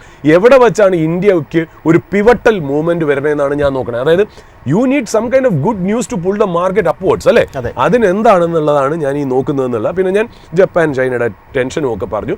ഇപ്പം നമ്മൾ ഇൻട്രസ്റ്റിംഗ് ആയിട്ടുള്ള വേറെ ഫിഗർ ഞാൻ നോക്കുമ്പോൾ US എന്ന് മാത്രമല്ല ഗ്ലോബലി നമ്മൾ നോക്കുമ്പോൾ മേജർ അസറ്റ് ക്ലാസിൻ്റെ പെർഫോമൻസ് നോക്കാം. 52 വീക്ക് ഹൈയിൽ നിന്ന് എത്രത്തോളം താഴെയെന്ന് നോക്കുകയാണെങ്കിൽ ഞാൻ ജസ്റ്റ് നോക്കിയപ്പോൾ ആ ഫിഗർ ഇതൊരു ആർട്ടിക്കിൾ വന്നത് ഞാൻ പറയുക, സ്പെസിഫിക് ആയിട്ട് പറയണമെന്ന് വിചാരിച്ചാൽ ആപ്പിൾ 52 വീക്ക് ഹൈയിൽ നിന്ന് 2% ഡൗൺ ആണ്. S&P 500 അവരുടെ 52 വീക്ക് ഹൈയിൽ നിന്ന് 3 തൊട്ട് 4% ഡൗൺ ആണ്. ഗോൾഡ് ഇത്രയും റാലി ചെയ്ത്, അതായത് 2025 ഒരു മിസ്റ്റേക്കും കാണിക്കാൻ പറ്റാത്ത ഒരു അസറ്റ് ക്ലാസ് അവർ 52 വീക്ക് ഹൈയിൽ നിന്ന് 7% ഡൗൺ ആണ് എന്നുള്ള. ബിറ്റ് കോയിൻ ആണെങ്കിൽ 25% ഡൗൺ ആണെന്നുള്ള. അതായത് എനിക്ക് തോന്നുന്നു 95,000 താഴെ ബിറ്റ് കോയിൻ വന്നു എന്നാണ്. അതായത് ഒഫീഷ്യലി നമ്മൾ പറയുമ്പോൾ, ടെക്നിക്കലി നമ്മൾ പറയുമ്പോൾ ബെയർ മാർക്കറ്റിലേക്ക് ബിറ്റ് കോയിൻ കയറി എന്ന് വേണമെങ്കിൽ പറയാം എന്നുള്ള രീതിയിലേക്ക് ബിറ്റ് കോയിൻ ആയിരുന്നത്.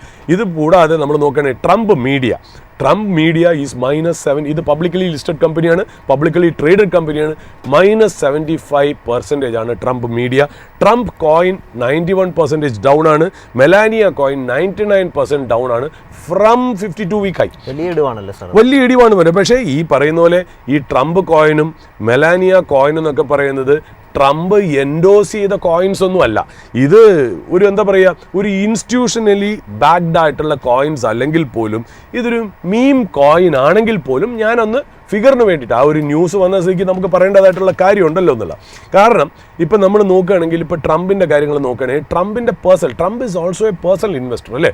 ട്രംപ് ഇപ്പോൾ നോക്കുകയാണെങ്കിൽ ബിറ്റ്വീൻ ലേറ്റ് ഓഗസ്റ്റ് 2025 ഓഗസ്റ്റിൻ്റെ അവസാനത്തോടു കൂടിയും ഒക്ടോബർ ഏർലിയോടുകൂടിയും നമ്മൾ നോക്കുമ്പോൾ ട്രംപ് ഏതാണ്ട് $82 മില്യൺ ബോൺഡ്സ് പർച്ചേസ് ചെയ്തിട്ടുണ്ട് വ്യക്തിപരമായി, പേഴ്സണലി.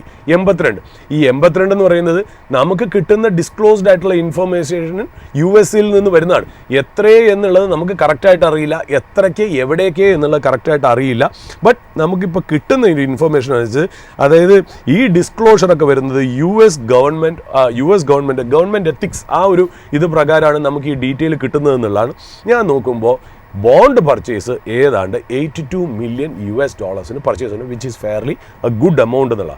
അതിൽ കോർപ്പറേറ്റ് ബോണ്ട്സ് മേടിച്ചിട്ടുണ്ട്. ഈ കോർപ്പറേറ്റ് ബോണ്ട്സ് എന്ന് പറയുന്നത് എന്താ, ഡെപ്റ്റ് securities issued by private companies issue ചെയ്ത ഡെപ്റ്റ് ഇൻസ്ട്രുമെൻറ്റ്സ് ആണ് ബോണ്ട്സ്. സ്റ്റോക്ക് പോലെയല്ല, റിലേറ്റീവ്ലി നമ്മൾ അതായത് കമ്പനിക്ക് എക്സ്പാൻഷന് പൈസ കൊടുക്കുന്നു, അവരൊരു ബാങ്കിന് ഇൻട്രസ്റ്റ് തരും പോലെ നമുക്ക് തന്നുകൊണ്ടിരിക്കുന്നു. അതാണ് ഓൾറെഡി ഓപ്പണിംഗ് അവേഴ്സ് ഡിസ്കസ് ചെയ്തിട്ടുണ്ട് നമ്മൾ. ഓപ്പണിംഗ് അത് കോർപ്പറേറ്റ് ബോണ്ട്സ്, അതായത് ഞാൻ നോക്കുമ്പോൾ കമ്പനികൾ ഏതെന്നറിയോ, Netflix, United Health, Boeing, Meta Platform, Home Depot, Broadcom, Intel, Goldman സാക്സ്, Morgan Stanley, JP Morgan Chase, ഇതിൻ്റെയൊക്കെ ബോണ്ടുകൾ മേടിച്ചിട്ടുണ്ട്. അതായത് കോർപ്പറേറ്റ് ബോണ്ട്സ് മേടിച്ച്. രണ്ടാമത് വേറൊരു ടൈപ്പ് ബോണ്ട്സും കൂടെ മേടിച്ചിട്ടുണ്ട്, MUNI ബോണ്ട്സ് എന്ന് പറയും, MUNI ബോണ്ട്സ്, അതായത് മുനിസിപ്പൽ ബോണ്ട്സ്. അത് പ്രൈവറ്റ് കമ്പനീസ് ഇഷ്യൂ ചെയ്യുന്ന ബോണ്ടല്ല. അത് നമ്മൾ നോക്കുകയാണെങ്കിൽ സ്റ്റേറ്റുകൾ, അവിടുത്തെ സംസ്ഥാനങ്ങൾ, അവിടുത്തെ എന്താ പറയുക സ്കൂളുകൾ, ഡിസ്ട്രിക്റ്റുകളൊക്കെ ഇഷ്യൂ ചെയ്യുന്ന ബോണ്ട്സ്. അപ്പോൾ കോർപ്പറേറ്റ് ബോണ്ട്സും മേടിച്ചിട്ടുണ്ട്, മുനിസിപ്പൽ ബോണ്ട്സും അദ്ദേഹം മേടിച്ചിട്ടുണ്ട് $82 മില്യൺ എന്നുള്ളതാണ്. അതായത് 175 ട്രാൻസാക്ഷൻസ്, പ്രൈവറ്റ് ട്രാൻസാക്ഷൻ നടത്തി എന്നാണ് റിപ്പോർട്ട്സ് പറയുന്നതെന്നല്ല. അപ്പോൾ ഇതിനകത്തൊരു പ്രശ്നം എന്ന് വെച്ചാൽ ആൾക്കാർ വളരെ ക്ലീൻലി വാച്ച് ചെയ്തുകൊണ്ടിരിക്കുകയാണ് വിഷ്ണു. കാര്യം വെച്ചാൽ ഇന്ത്യയിൽ തന്നെ ഗവൺമെൻറ് സ്റ്റേക്ക് എടുത്തിട്ടുണ്ട് അല്ലേ, US ഗവൺമെൻറ് സ്റ്റേക്ക് എടുത്തിട്ടുണ്ട്. ആ ഇരിക്കുന്ന പ്രസിഡന്റ് തന്നെ ആ ഇന്റലിൻ്റെ ബോണ്ട് മേടിക്കുകയാണ്. അപ്പോൾ definitely there is A conflict of interest. പക്ഷേ അവിടെ ഡിസ്ക്ലോസ് ചെയ്ത് കഴിഞ്ഞാൽ പ്രോബ്ലം ഇല്ല എന്നാണ് മനസ്സിലാക്കേണ്ടത്. അതുകൊണ്ട് ഇതിനകത്ത് ഫൗൾ പ്ലേ ഒന്നും പറയാനില്ല. പക്ഷേ കോൺഫ്ലിക്റ്റ് ഓഫ് ഇൻട്രസ്റ്റ് ഇതൊക്കെ നമ്മുടെ ഒരു എന്താ പറയുക, നമ്മുടെ ക്രെഡിബിലിറ്റിയുടെ ഒരു ഭാഗത്തിനാണെന്ന് എന്ന് വേണമെങ്കിൽ നമുക്ക് പറഞ്ഞു വയ്ക്കാം എന്നുള്ളതാണ്. ഇപ്പോൾ അവിടുത്തെ എല്ലാ എക്സ്പേർട്സും നോക്കുന്നത് ട്രംപ് ഏതൊക്കെ സെക്ടറിലാണ് ബോണ്ട് മേടിക്കുന്നത് എന്നുള്ള. ഫിനാൻഷ്യൽ സെക്ടറിലാണോ, ടെക്നോളജിക്കൽ സെക്ടറാണോ, അല്ലെങ്കിൽ AI കാര്യത്തിലാണോ എന്നുള്ള കാര്യം. അങ്ങനെയാണെങ്കിൽ അതിലെ സ്റ്റോക്ക് ഞങ്ങൾക്ക് മേടിക്കാലോ എന്നുള്ളതാണ് അവിടെ ഡിസ്കഷൻസ് ഒക്കെ വരുന്നതെന്നുള്ള. അപ്പോൾ ഈ വക കാര്യങ്ങളാണ് ശരിക്കും പറഞ്ഞാൽ ഇപ്പോൾ US-ൽ നടക്കുന്നത്. അപ്പോൾ നമ്മളെ സംബന്ധിച്ച് ശരിക്കും പറഞ്ഞാൽ ഇന്ന് വലിയ ഇമ്പോർട്ടൻ്റ് ആയിട്ടുള്ള കാര്യങ്ങളൊന്നും ഡിസ്കസ് ചെയ്യാനില്ല വിഷ്ണു. നമുക്ക് ഇന്ന് പറയാനുള്ള ഏക റീസൺ എന്ന് പറഞ്ഞാൽ നമുക്ക് മാർക്കറ്റ് ഈസ് ലാക്കിംഗ് ന്യൂസ് എന്നുള്ളതാണ് ഇന്നത്തെ ന്യൂസ്. അതായത് മാർക്കറ്റിന് ഒരു ന്യൂസും ഇല്ല. അതായത് you don't have a reason to go down, you don't have a reason to go up. അപ്പം മാർക്കറ്റ് ഏതാണ്ട് ഇങ്ങനെ സ്റ്റാഗ്നേറ്റ് ചെയ്ത് കിടക്കുകയാണ്. എല്ലാം കഴിഞ്ഞു, ഏർണിംഗ് സീസണും കഴിഞ്ഞു. ഇനിയിപ്പോൾ ട്രേഡ് ഡീലും സൈൻ ചെയ്യുമെന്ന് പറയുന്നു. എന്തായിരിക്കാം മാർക്കറ്റിന് ഇനി വരാൻ പോകുന്ന ഒരു പിവറ്റൽ പോയിന്റ്? അത് എന്താണ്? ട്രേഡ് ഡീലിൻ്റെ എന്താണ് പറയുക, ഇപ്പോൾ ഇലക്ഷൻ്റെ ആ മേഘങ്ങളും മാറിക്കഴിഞ്ഞു. അത് എന്താണെന്ന് നോക്കേണ്ട ഒരു സമയമായിരിക്കുന്നു. അത് ട്രേഡ് ഡീലാവാം. ട്രേഡ് ഡീൽ ആണെങ്കിൽ തന്നെ ട്രേഡ് ഡീൽ സൈൻ ചെയ്തു എന്നുള്ള ന്യൂസ് മാത്രം നമ്മൾ പോസിറ്റീവായിട്ടെടുത്ത് മുന്നോട്ട് പോകരുത്. അതിൻ്റെ ഫൈൻ പ്രിൻറ്റും കൂടെ വായിച്ച് വേണം മുന്നോട്ട് പോകാൻ എന്നുള്ള ചെറിയൊരു സജഷൻ മാത്രം വെച്ച് ഞാൻ ഈ പരിപാടി മുന്നോട്ട് കൊണ്ടുപോകുന്നു. അല്ലാതെ നമുക്ക് ഇമ്പോർട്ടൻ്റ് ആയിട്ട് വെറി ചെയ്യേണ്ടതായിട്ടുള്ളോ അല്ലെങ്കിൽ എക്സൈറ്റ്മെൻറ്റ് വരേണ്ട കാര്യത്തിലോ ഇല്ല. കമ്പനി സ്പെസിഫിക് ആയിട്ട് ന്യൂസ് ഉണ്ടാവും, പക്ഷേ മാർക്കറ്റിനെ ടോട്ടലി കാര്യം നമ്മൾ അവതരിപ്പിക്കുന്ന ഒരു ന്യൂസ് ആണല്ലോ, ഒരു ജനറൽ റൗണ്ട് അപ്പ് ന്യൂസാണ്. നമ്മളിതിനകത്ത് എൻ്റർടൈൻമെൻറ്റ് സംസാരിക്കും, മ്യൂസിക് സംസാരിക്കും, സ്പോർട്സ് സംസാരിക്കും, ജനറൽ ആയിട്ടുള്ള കാര്യങ്ങളും പറയും. കൂടുതൽ ഫോക്കസ് നമ്മൾ മാർക്കറ്റിനെ ബേസ് ചെയ്തിട്ടാണ് പറയുന്നതെങ്കിലും these are the things that you need to keep in mind as you trade this week എന്നുള്ളത് പറഞ്ഞുകൊണ്ട് നമുക്കിനി മാർക്കറ്റ് അപ്ഡേറ്റ്സും ടെക്നിക്കൽസും നോക്കിയിട്ട് തിരിച്ചു വരാം. ഏത് ബിസിനസ്സാണ് അല്ലെങ്കിൽ ഏത് സ്പോട്ട്ലൈറ്റ് സ്റ്റോക്കാണ് ഇന്ന് പ്രേക്ഷകർക്കായി പങ്കുവെക്കാനുള്ളത്? വിഷ്ണു, നമുക്ക് സ്പോട്ട്ലൈറ്റ് ബിസിനസ്സിൽ പോകുന്നതിന് മുമ്പേ നമുക്ക് നമ്മുടെ റിസർച്ച് ഡെസ്കിൽ നിന്ന് കേദാർ പ്രഭുവിൻ്റെ ഒരു ഇമ്മീഡിയറ്റ് ആയിട്ടുള്ള ഒരു അർജൻ്റ് ആയിട്ടുള്ള ഒരു ഫ്ലാഷ് ന്യൂസ് വന്നിട്ടുണ്ട്.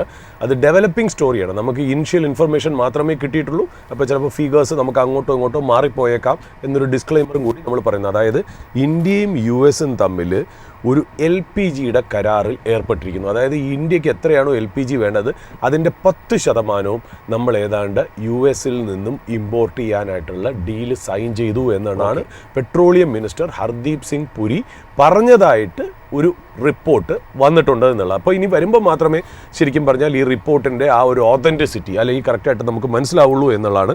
ഏതാണ്ട് 2.2 MTPA LPG ആണ് നമ്മൾ ഇമ്പോർട്ട് ചെയ്യാൻ ശ്രമിക്കുന്നത്. അതായത് ഇന്ത്യ പറയുന്നത് വെച്ചാൽ നമുക്കൊരു സസ്റ്റൈനബിൾ ആയിട്ട്, നമുക്ക് അഫോർഡബിൾ ആയിട്ടുള്ള, ഒരു സെക്യൂർ ആയിട്ടുള്ള ഒരു LPG സപ്ലൈ നമുക്ക് കിട്ടണം. നമ്മൾ പല രാജ്യങ്ങളിൽ നിന്നാണ് ഈ LPG ഇമ്പോർട്ട് ചെയ്യുന്നത്. അപ്പോൾ അങ്ങനെയാണെങ്കിൽ ഈ പറയുന്ന പോലെ നമുക്ക് പല രാജ്യങ്ങളിൽ നിന്ന് മേടിച്ച് നമുക്കിത് ഡൈവേഴ്സിഫൈ ചെയ്യുന്നതിൻ്റെ ഭാഗമായി US-ൽ നിന്ന് നമ്മുടെ 10% റിക്വയർമെൻറ്റ് നമ്മൾ ഇമ്പോർട്ട് ചെയ്യാൻ പോകുന്നു എന്ന് മിനിസ്റ്റർ ഹർദീപ് സിംഗ് പുരി പറഞ്ഞിരിക്കുന്നു എന്നുള്ളതാണ്. ഇതൊക്കെ കാണിക്കുന്നത് വേറെ ഒന്നുമല്ല, നമ്മുടെ ഈ ട്രേഡ് ഡീലിൻ്റെ കാര്യത്തിൽ നമ്മൾ പറഞ്ഞല്ലോ, അമേരിക്കയിൽ നിന്ന് നമുക്ക് തീർച്ചയായിട്ടും ആ ട്രേഡ് ഡീൽ സൈൻ ചെയ്ത് കിട്ടാനുള്ള ക്ലിക്ക് ബെയ്റ്റുകളിൽ ഒന്ന് നമ്മൾ റഷ്യയിൽ നിന്നുള്ള ഓയിൽ കുറച്ച്, അല്ലെങ്കിൽ എനർജി റിക്വയർമെൻറ്റ്സ് ഇമ്പോർട്ട് ചെയ്യുന്നത് കുറച്ച് US-ൽ നിന്ന് എന്തൊക്കെ ഇമ്പോർട്ട് ചെയ്യാന്നുള്ളതാണ്. ഇപ്പോഴും നമ്മൾ ഈ പറയുന്ന ക്രൂഡ് അല്ല സൈൻ ചെയ്തിരിക്കുന്നത്, LPG ആണ് സൈൻ ചെയ്തത് എന്നുള്ളതാണ് അതിൻ്റെ പ്രത്യേകത. ഇനി ചിലപ്പോൾ നമുക്ക് വരാൻ പോണ ഒരു ന്യൂസ് ചിലപ്പോൾ ഈ ന്യൂക്ലിയർ പവറിൻ്റെ കാര്യത്തിൽ ഇന്ത്യയും US-ഉം കൂടി എന്തെങ്കിലും സൈൻ ചെയ്തു എന്നായിരിക്കാം. ഇത് രണ്ടുമാണ് നമ്മൾ ഇട്ടുകൊടുത്തിരിക്കുന്ന ക്ലിക്ക് ബെയ്റ്റ് എന്നുള്ളത്. അപ്പോൾ ഇതൊന്ന് ജസ്റ്റ് കേദാർ പ്രഭു നമ്മുടെ റിസർച്ച് ഡെസ്കിൽ നിന്ന് വന്നപ്പോൾ ഒന്ന് പ്രേക്ഷകരായിട്ട് ഷെയർ ചെയ്യണം എന്നുള്ളത്. This is A developing story. ഇതിൻ്റെ ഓതൻറ്റിസിറ്റി നമുക്ക് വരും കാലങ്ങളിൽ അല്ലെങ്കിൽ വരും എപ്പിസോഡ്സിൽ നമുക്ക് നോക്കാമെന്നുള്ള. ഇനിയിപ്പോൾ നമ്മൾ ഇന്ന് പറയാൻ പോകുന്ന സ്പോട്ട്ലൈറ്റ് ബിസിനസ് കഴിഞ്ഞാൽ നമുക്കറിയാലോ, ഇപ്പോൾ വാറൻ ബൊഫെ എന്ന് പറയുന്ന ലെജൻഡറി ഇൻവെസ്റ്റർ, മോട്ട് എന്ന് പറയുന്ന ഒരു വാക്കുകളെ കുറിച്ച് നമ്മൾ എപ്പോഴും പറയാറുണ്ട് അല്ലേ. അതായത് കൊട്ടാരങ്ങൾ, കാസിൽസിലൊക്കെ, നമ്മൾ യൂറോപ്പിലുള്ള കാസിൽസിനൊക്കെ ചുറ്റുമൊക്കെ ഇങ്ങനെ ഒരു നമ്മളെന്താ വട്ടത്തിൽ ഒരു വെള്ളത്തിൻ്റെ വാട്ടർ ബോഡി നമ്മൾ കാണാറുണ്ട്. അത് എന്തിനാണ് എന്ന് വെച്ചാൽ അതാണ് ശരിക്കും പറഞ്ഞാൽ ഈ ഫോർട്ടിനെ അല്ലെങ്കിൽ ഈ കാസിലിനെ പ്രൊട്ടക്റ്റ് ചെയ്യുന്നത്, ഈ കൊട്ടാരത്തിനെ പ്രൊട്ടക്റ്റ് ചെയ്യുന്നത് അതിന് ചുറ്റുമുള്ള ഒരു വെള്ളമാണ്. അതായത് പെട്ടെന്നൊരു എനിമി അറ്റാക്ക് ചെയ്ത് വരാൻ പാടില്ല. അങ്ങനെയാണെങ്കിൽ തന്നെ ഈ കൊട്ടാരത്തിൽ താമസിക്കുന്നവർക്ക് തിരിച്ചൊരു റിട്ടാലിയേഷന് വേണ്ടി പ്രിപ്പയർ ചെയ്യാൻ പറ്റും എന്നാണ് ശരിക്കും നമ്മുടെ ലിറ്ററലി യൂസായിട്ട് നമ്മൾ ഈ മോട്ടിനെ അല്ലെങ്കിൽ ആ ഒരു ബാരിയർ ഓഫ് എൻട്രിയെ നമ്മൾ സംസാരിക്കുന്നു. വാറൻ ബൊഫയെ അത് ഇൻവെസ്റ്റിംഗ് ആയിട്ട് താരതമ്യേനം ചെയ്തിട്ട് പറഞ്ഞിട്ടുണ്ട്, നിങ്ങൾ ഇൻവെസ്റ്റ് ചെയ്യുന്നത് സ്റ്റോക്സിലാണല്ലോ. സ്റ്റോക്സ് എന്ന് പറഞ്ഞാൽ എന്താ? ബിസിനസ്സുകളാണ്. ബിസിനസ് എന്ന് പറഞ്ഞാൽ നമ്മൾ ഡെയിലി കാണുന്ന ബിസിനസ്സുകളുടെ സ്റ്റോക്കാണ് നമ്മൾ ഇൻവെസ്റ്റ് ചെയ്യുന്നത്. അപ്പോൾ ഏത് തരം ബിസിനസ്സുകളുടെ സ്റ്റോക്കിൽ ഇൻവെസ്റ്റ് ചെയ്യണം? Those business which has got A mote around dum. അതായത് ഈ വാട്ടർ ബോഡി ഉള്ളതുപോലെ, ഒരു വാട്ടർ ബോഡി എങ്ങനെയാണ് ഒരു കൊട്ടാരത്തിനെ പ്രൊട്ടക്റ്റ് ചെയ്യുന്നത്, അതേപോലെ ഒരു മോട്ട്, ഒരു കോമ്പറ്റീറ്റീവ് അല്ലെങ്കിൽ എന്താ പറയുക, ഒരു കോമ്പറ്റീറ്റീവ് എൻവയറൺമെൻറ്റിൽ ഒരു സസ്റ്റൈനബിൾ ആയിട്ടുള്ള, ഡ്യൂറബിൾ ആയിട്ടുള്ള ഒരു കോമ്പറ്റീറ്റീവ് അഡ്വാൻറ്റേജ് ഉള്ള കമ്പനി ആയിരിക്കണം. അതായത് ഒരു സ്ട്രെങ്ത് ഉള്ള കമ്പനി ആയിരിക്കണം. അതിൻ്റെ പ്രോഡക്ട്സിൻ്റെ സ്ട്രെങ്ത് ആയിക്കോട്ടെ, സർവീസസിൻ്റെ സ്ട്രെങ്ത് ആയിക്കോട്ടെ, ചിലപ്പോൾ മാനേജ്മെൻ്റ് ആയിരിക്കാം അതിൻ്റെ ഒരു സ്ട്രെങ്ത്, ചിലപ്പോൾ ഒരു ബ്രാൻഡ് ആയിരിക്കാം അതിൻ്റെ ഒരു സ്ട്രെങ്ത്, അല്ലെങ്കിൽ അത് നടത്തുന്ന രീതിയിൽ. നമ്മളാണെങ്കിൽ കഴിഞ്ഞ ആഴ്ച റെഡിങ്ടണിൻ്റെ കാര്യം പറഞ്ഞു. റെഡിങ്ടണിൻ്റെ പ്രോഫിറ്റ് മാർജിൻ വളരെ ചെറുതാണ് എന്നുള്ളതാണ് നമ്മൾ അതിൻ്റെ മോട്ടായിട്ട് പറഞ്ഞത്. കാര്യം വേറൊരാൾക്ക് ആ സ്പേസ് എടുക്കാനുള്ള സാധ്യതകൾ വളരെ കുറവാണെന്നുള്ളത്. അപ്പം മോട്ടാണ് ശരിക്കും പറഞ്ഞാൽ വാറൻ ബഫെ ഒരു ബിസിനസ്സിൽ നോക്കുന്ന ഒരു കാര്യം. അപ്പം നമ്മൾ ഇന്ന് പറയാൻ പോകുന്ന ഒരു മോട്ടോ എന്ന് പറഞ്ഞാൽ ഒന്ന് ആലോചിച്ച് നോക്കൂ. സാധാരണ നമ്മൾ പറയുന്നത് ഇപ്പോൾ എയർപോർട്ട് ഒരു കമ്പനിക്കുണ്ട്. അതായത് ബോംബെയും ഡൽഹിയൊക്കെ, ബോംബെ, ഡൽഹി മെട്രോ നഗരങ്ങൾ, ബാംഗ്ലൂർ, ഹൈദരാബാദ്, ചെന്നൈ, കാൽക്കട്ട, അല്ലെ ഒരു പരിധിവരെ കൊച്ചി നമ്മൾ പറയുകയാണെങ്കിൽ, ഈ എയർപോർട്ടിൽ നിന്നാണ് ഏറ്റവും കൂടുതൽ ട്രാവലേഴ്സ് പുറത്തു പോകുന്നത്. അപ്പോൾ ഈ സംസ്ഥാനങ്ങളിൽ അല്ലെങ്കിൽ ഈ പോയിന്റിലൊക്കെ എയർപോർട്ടുള്ള കമ്പനികൾക്ക് നമ്മളൊരു മോട്ട് ഉണ്ട് എന്ന് വേണമെങ്കിൽ പറയാം അല്ലേ. റിഫൈനറിയുടെ ഭാഗത്ത് നിന്ന് നമ്മൾ നോക്കുകയാണെങ്കിൽ PSU കമ്പനീസ് കൂടാതെ റിലയൻസ് പോലെയുള്ള ഒരു കമ്പനിക്ക് റിഫൈനിങ്ങിൻ്റെ കാര്യത്തിൽ ഒരു പ്രൈവറ്റ് ലിമിറ്റഡ് കമ്പനി എന്നുള്ള രീതിയിൽ ഒരു ഡ്യൂറബിൾ കോമ്പറ്റീറ്റീവ് അഡ്വാൻറ്റേജ് ഉണ്ട് അല്ലേ. നമ്മൾ പിഡിലൈറ്റ് എന്ന് പറഞ്ഞ കമ്പനി നോക്കുക, ഫെവിക്കോൾ എന്ന് പറഞ്ഞ ബ്രാൻഡ് എന്ന് പറയുന്നത് അതിൻ്റെ സ്ട്രെങ്ത് ആണ് എന്നുള്ള. ഇപ്പോൾ ഇൻഫോസിസ് എന്ന് പറഞ്ഞ കമ്പനി എന്താ? ഇൻഫോസിസും TCSും വിപ്രോയും SCL ടെക്കും കോഗ്നിസെൻറ്റും മൈൻഡ്ട്രീയും എല്ലാവരും ഒരേപോലത്തെ സോഫ്റ്റ്വെയർ പ്രോജക്റ്റാണ് ചെയ്യണമെങ്കിലും ഇൻഫോസിസിൽ നമ്മൾ എന്നും പ്ലസ് പോയിന്റ് ആയിട്ട് മോട്ട് എന്താണ് പറയുന്നത്? അതിൻ്റെ മാനേജ്മെൻ്റ് ആണ്. നന്ദൻ നിലേക്കാനി, നാരായൺ മൂർത്തി, ക്രിസ് ഗോപാലകൃഷ്ണൻ, ഇതൊക്കെയാണ് അതിൻ്റെ മോട്ട്. അപ്പം മോട്ട് പല രൂപത്തിൽ വരുന്നതാണ്. അപ്പം നമ്മൾ വേറൊരു കാര്യം ചോദിക്കാം, വേറൊരു ടൈപ്പ് മോട്ടുണ്ട്. അതായത് ഹാർഡ് അസറ്റ് ആവണമെന്നില്ല. ഒരു ഉദാഹരണത്തിന് നമ്മൾ എടുക്കാം, സംഗീതം, ഒരു പാട്ട്, ഒരു സോങ്. ഇപ്പോൾ പഴയ നമ്മുടെ കിഷോർ കുമാറിൻ്റെ സാഹിബിൻ്റെ പാട്ടുകളാണെങ്കിലും ശരി, മുഹമ്മദ് റാഫി സാഹിബിൻ്റെ പാട്ടുകളാണെങ്കിലും ശരി, നമ്മുടെ ലതാ മങ്കേഷ്കർ മാഡത്തിൻ്റെ പാട്ടുകളാണെങ്കിലും ശരി, അതൊക്കെ 70കളിലും 80കളിലും ഒക്കെ വളരെ ഫേമസ് ആയിട്ടുള്ള സോങ്സ് ഇനി റീപ്രൊഡ്യൂസ് ചെയ്യേണ്ട കാര്യമില്ല. ഒരു പ്രാവശ്യം ചെയ്തു കഴിഞ്ഞാൽ നിങ്ങളുടെ ലൈബ്രറിയിൽ, നിങ്ങളുടെ ഡിജിറ്റൽ അസറ്റായിട്ട് നിങ്ങൾക്ക് അത് ഉണ്ട് എന്നുണ്ടെങ്കിൽ അത് എത്ര കൊല്ലം വേണമെങ്കിലും അത് റവന്യൂ തന്നുകൊണ്ടിരിക്കുന്നുള്ളൂ. അപ്പം നല്ല പാട്ടുകൾ നിങ്ങളുടെ ഡിജിറ്റൽ ലൈബ്രറി ഉണ്ടെങ്കിൽ അതൊരു സസ്റ്റൈനബിൾ കോമ്പറ്റീറ്റീവ് അഡ്വാൻറ്റേജ് ആണ്, ഒരു ഡ്യൂറബിൾ ആയിട്ടുള്ള ഒരു അഡ്വാൻറ്റേജ് ആണ്. മറ്റുള്ള കമ്പനികൾക്ക് റെപ്ലിക്കേറ്റ് ചെയ്യാൻ പറ്റില്ല. ഇപ്പോൾ ഒരു മുഹമ്മദ് റഫി സാഹിബിൻ്റെ പാട്ടെന്ന് പറഞ്ഞാൽ ഇനി ആർക്കും അത് റെപ്ലിക്കേറ്റ് ചെയ്യാൻ പറ്റുക എന്നുള്ളത്. അപ്പോൾ 80കളിലെ 70കളിലെ 90കളിലേക്ക് ആ പാട്ടുകളൊക്കെ ഒരു മോട്ടായിട്ട് മാറി എന്നുള്ളതാണ് അതിനകത്തുള്ള കാര്യം. അതിനകത്ത് രസം എന്താ, ഇതിനകത്ത് നമ്മൾ വൺ ടൈം ഇതിന് സ്പെൻഡ് ചെയ്താൽ മതി. പക്ഷേ ഇതിൻ്റെ റവന്യൂ എപ്പോൾ കിട്ടും? എത്ര നാൾ ആൾക്കാർ കേൾക്കുന്നു അത്ര നാൾ ഇതിനകത്ത് പൈസ കിട്ടും. ഞാൻ പൈസ കിട്ടുമെന്ന് പറയാൻ കാര്യം എന്താ, പണ്ടൊക്കെ നമ്മൾ ഫ്രീ ആയിട്ട് കയറിയിരുന്ന കാലം ഇപ്പോൾ ഡിജിറ്റൽ എൻവയറോൺമെൻറ്റേക്ക് വന്നപ്പോൾ ഈ കോപ്പി റൈറ്റ്, ട്രേഡ് മാർക്ക് ഇതെല്ലാം വന്നപ്പോൾ നമ്മളൊരു പാട്ട് എവിടെയെങ്കിലും യൂസ് ചെയ്യണം എന്നുണ്ടെങ്കിൽ നമുക്കതിനൊരു റോയലിറ്റി അതിന് കൊടുക്കേണ്ടതായിട്ടുണ്ട്, അല്ലേ? അതിനൊരു ഫീസ് ഉണ്ട് എന്നുള്ള നമ്മളിപ്പോൾ കാണാം. ഈ ഇൻസ്റ്റാഗ്രാം റീലുകളായാലും ശരി, യൂട്യൂബ് ഷോർട്സ് ആണെങ്കിലും ശരി, അല്ലെങ്കിൽ യൂട്യൂബ് ആയിക്കോട്ടെ, അല്ലെങ്കിൽ പുതിയ സിനിമയിൽ ഇപ്പോൾ നമ്മൾ ലോക്ക എന്ന് പറയുന്ന സിനിമയിൽ കിളിയെ കിളിയെ എന്ന് പറയുന്ന പാട്ടുണ്ട്, അബ്സല്യൂട്ട്ലി. പിന്നെ ഈ പറഞ്ഞ പോലെ ജേക്കബിൻ്റെ സ്വർഗരാജ്യത്തിൽ പഴയ ഉണ്ണികളെ ഒരു കഥ പറയാം റീപ്രൊഡ്യൂസ് ചെയ്യുന്നുണ്ട്. അത് മാത്രമല്ല ഇപ്പോൾ പഴയ സോങ്സിൻ്റെ റിപ്രൈസ് വേർഷൻസ് വരുന്നുണ്ട്, റീമിക്സ് വരുന്നുണ്ട്, ഇതൊക്കെ ഭയങ്കര രീതിയിൽ മാഷപ്സ് വരുന്നുണ്ട്. പിന്നെ ഒരുപാട് പ്ലാറ്റ്ഫോംസിൽ നമ്മൾ സോങ്സ് ഉപയോഗിക്കുന്നുണ്ട്. അപ്പോൾ ആ ഒരു സോങ് ഒരു പ്രാവശ്യം നമ്മൾ മേടിച്ച് കഴിഞ്ഞാൽ അതിൽ എത്രത്തോളം റവന്യൂ കിട്ടും എന്നുള്ള, അതായത് നമ്മളൊരു ബിൽഡിംഗ് കെട്ടിയിട്ട് വാടകയ്ക്ക് കൊടുക്കുന്നു. ആ ബിൽഡിംഗ് ഉള്ളിടത്തോളം കാലം നമുക്ക് വാടക കിട്ടുമെന്ന് പറയുന്ന പോലെയാണ് ഈ ഡിജിറ്റൽ അസറ്റ് ആയിട്ടുള്ള സോങ്. പക്ഷെ ഒരു വ്യത്യാസം എന്താ, ബിൽഡിങ്ങിന് നമുക്ക് വല്ലപ്പോഴും മെയിൻ്റനൻസ് ചെയ്യണം, റിഫർബിഷ്മെൻറ്റ് നടക്കണം, റെനോവേഷൻ നടക്കണം, കാലത്തിനനുസരിച്ച് മാറ്റണം, അതിൻ്റെ ടെനൻ്റ് പറയുന്നതനുസരിച്ച് നമുക്ക് എപ്പോഴും മെയിൻ്റനൻസ് ചെയ്ത് കൊടുക്കണം. സോങ്ങിന് അങ്ങനെയില്ല. അത് ചെയ്ത് അവിടെ ഹൈ ക്വാളിറ്റി ആയിട്ട് കണ്ടന്റ് നിങ്ങളുടെ ഡിജിറ്റൽ ലൈബ്രറിയിൽ കീപ്പ് ചെയ്താൽ മതി എന്നാണ്. No inventory cost, no furnishing cost, no renovation cost, no geographical location. Centrally ഇത് സ്റ്റോർ കഴിഞ്ഞാൽ ലോകത്ത് എവിടെ നിന്ന് ഇത് റിട്രീവ് ചെയ്ത് എടുക്കാം എന്നുള്ളതാണ് അതിൻ്റെ പ്രത്യേകത എന്ന് പറയുന്നത്. അപ്പോൾ നമ്മൾ ഈ സോങ്സ് എന്നൊക്കെ പറഞ്ഞാൽ ഒരു സൂപ്പർമാനോ ബാറ്റ്മാനോ സ്പൈഡർമാനോ ഒക്കെ പോലെ ഒരു പ്രാവശ്യം ക്രിയേറ്റ് ചെയ്താൽ മതി എത്രത്തോളം സിനിമ എടുക്കാം. ജെയിംസ് ബോണ്ട് ഒരു പ്രാവശ്യം ക്രിയേറ്റ് ചെയ്താൽ മതി എത്രത്തോളം സ്റ്റോറീസ് എടുക്കാം. അതാണ് അതിൻ്റെ രസം എന്ന് പറഞ്ഞാൽ. ഹണ്ട്, മിഷൻ ഇമ്പോസിബിൾ, 1 ആവാൻ 2 ആവാൻ 3 ആവാം, ടോപ്പ് ഗൺ, അല്ലേ? അതൊക്കെയാണ് ആ പ്രത്യേകത. ഇതെല്ലാം ഒരു അസറ്റാണ് എന്നുള്ള. പണ്ട് നമ്മൾ പാട്ടുകൾ കേട്ടോണ്ടിരുന്നത് എങ്ങനെ? വിനൈൽ റെക്കോർഡ്സ് വഴിയോ കാസറ്റ്സ് വഴിയോ CDs വഴിയോ ആണ് കേട്ടോണ്ടിരിക്കുന്നത്. ഇന്ന് നമ്മൾ ഡിജിറ്റലിയാണ് കേൾക്കുന്നത് എന്നുള്ള. അപ്പോൾ ഇന്ത്യ തന്നെ എന്താ പറയുക, വളരെ പോപ്പുലേറ്റഡ് ആയിട്ടുള്ള ഒരു രാജ്യമാണെങ്കിലും, ഒരുപാട് പോപ്പുലേഷനുള്ള രാജ്യമാണെങ്കിലും ഈ റെക്കോർഡഡ് മ്യൂസിക്, ഞാൻ പറയുന്നത് ഈ പഴയ മ്യൂസിക്കിനാണ് നമ്മൾ റെക്കോർഡഡ് മ്യൂസിക് എന്ന്. ഈ റെക്കോർഡഡ് മ്യൂസിക് ഒരു ആനുവൽ റവന്യൂ ഒക്കെ വെച്ച് നോക്കുകയാണെങ്കിൽ ഇന്ത്യ 15ാമത്തെ രാഷ്ട്രമാണ്. ഏറ്റവും കൂടുതലുണ്ടെങ്കിൽ പോലും ഇന്ത്യ 15ാമത്തെ രാഷ്ട്രമാണ് എന്നുള്ളതാണ്. ഏതാണ്ട് റെക്കോർഡഡ് മ്യൂസിക് ഇൻഡസ്ട്രി 3200 കോടിയുടെ സൈസ് ഉണ്ട്. 15% ആനുവലി ഗ്രോ ചെയ്തുകൊണ്ട് ഇരിക്കുന്നു എന്നുള്ളതാണ് അതിനകത്ത് പ്രശ്നം. ഇതെന്തുകൊണ്ടാണ് നമ്മൾ ഇതിന് പറയുന്നത്? ഈ സോങ്സ് ഭയങ്കര ഒരു മോട്ടാണെങ്കിലും ഈ സോങ്സ് സ്ട്രീമിംഗ് ചെയ്ത് നമ്മളിലേക്ക് അടുത്തെത്തിക്കുന്നില്ലേ? എത്തിക്കുന്നത് ആരൊക്കെയാണ്?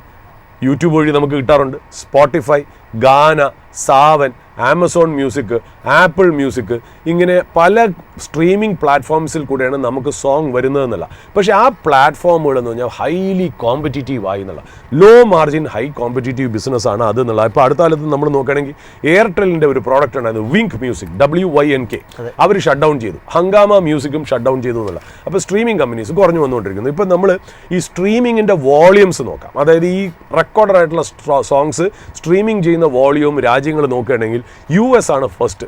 അതായത് എത്ര സ്ട്രീമിങ്സ് ഉണ്ടെന്നറിയോ? Volume 1.45 trillion. രണ്ടാമതാണ് ഇന്ത്യ, 1.03 ട്രില്യൻ്റെ സ്ട്രീമിംഗ് ആണ് ഇന്ത്യയിലെ വോളിയം എന്ന് പറയുന്നത്. മൂന്നാമത് വരുന്നത് ബ്രസീൽ, 373 ബില്യൺ. മറ്റേതൊക്കെ ട്രില്യൺ. ഇന്ത്യ 1.03 ട്രില്യൺ, US എന്ന് പറയുന്നത് 1.45 ട്രില്യൺ.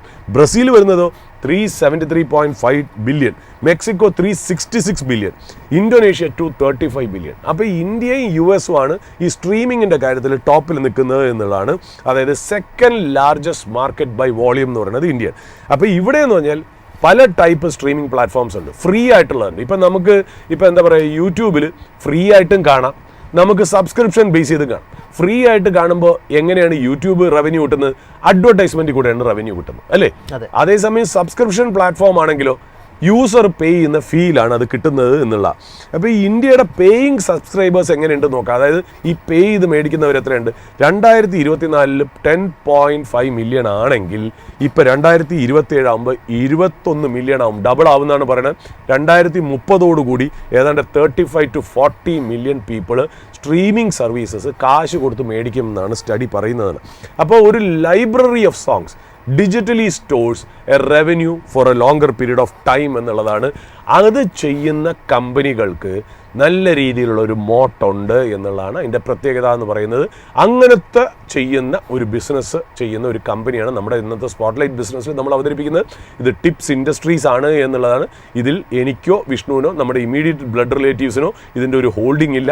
ഇതൊരു റെക്കമെൻഡേഷനോ സോളിസിറ്റേഷനോ അഡ്വൈസോ ആയിട്ട് കൺസിഡർ ചെയ്യരുത് എന്നുള്ളതാണ്. 1988 ഫൗണ്ട് ചെയ്ത കമ്പനിയാണ് ടിപ്സ് ഇൻഡസ്ട്രി എന്ന് പറഞ്ഞാൽ.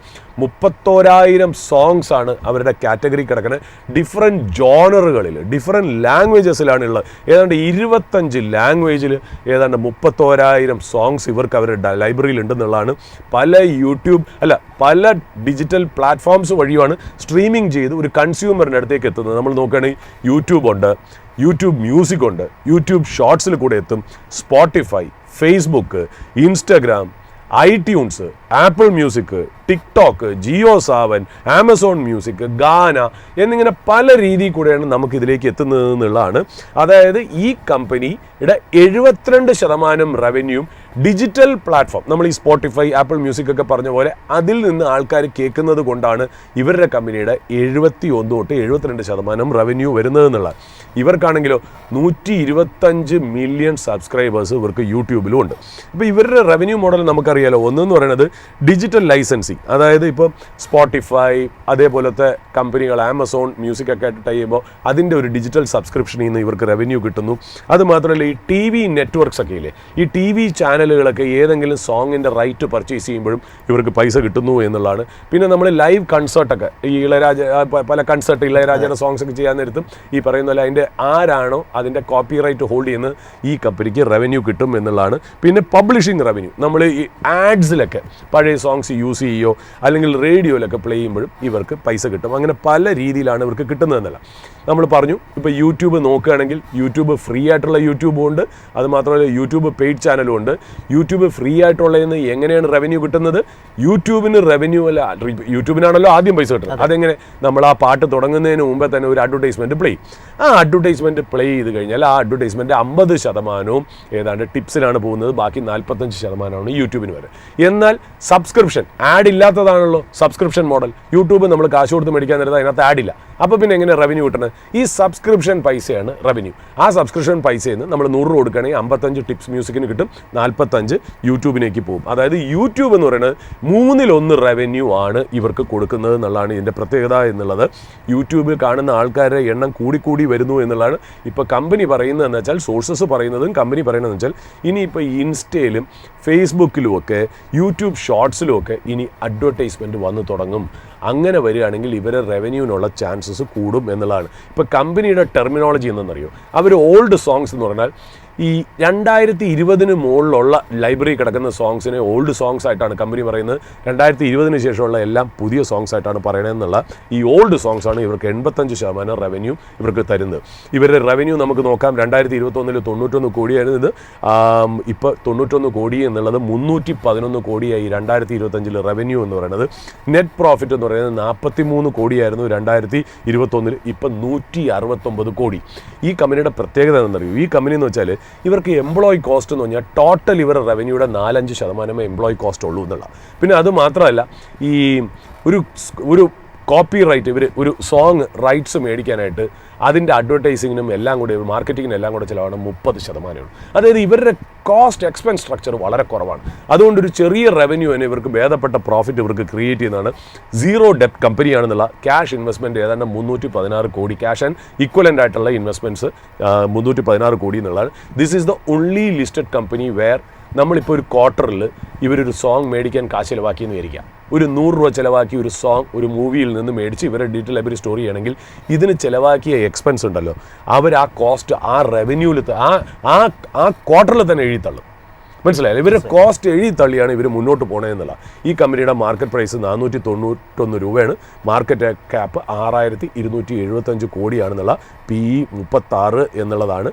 അപ്പോൾ ഇതിനകത്ത് സ്റ്റോക്ക് നല്ല രീതിയിൽ കറക്റ്റ് ചെയ്തു. കറക്റ്റ് ചെയ്യാനുള്ള കാര്യം വേറെ ഒന്നുമല്ല, പണ്ട് മാനേജ്മെൻറ്റ് പറഞ്ഞിരുന്നത് ഞങ്ങൾ 30% ഗ്രോ എന്ന് കോൺഫിഡൻ്റ് ആയിട്ട് പല കൊല്ലം പറഞ്ഞിട്ട് ഇപ്പോൾ കേൾക്കുന്നത് അവർ 20% വെട്ടിക്കുറച്ചിരിക്കുന്നു എന്നുള്ള.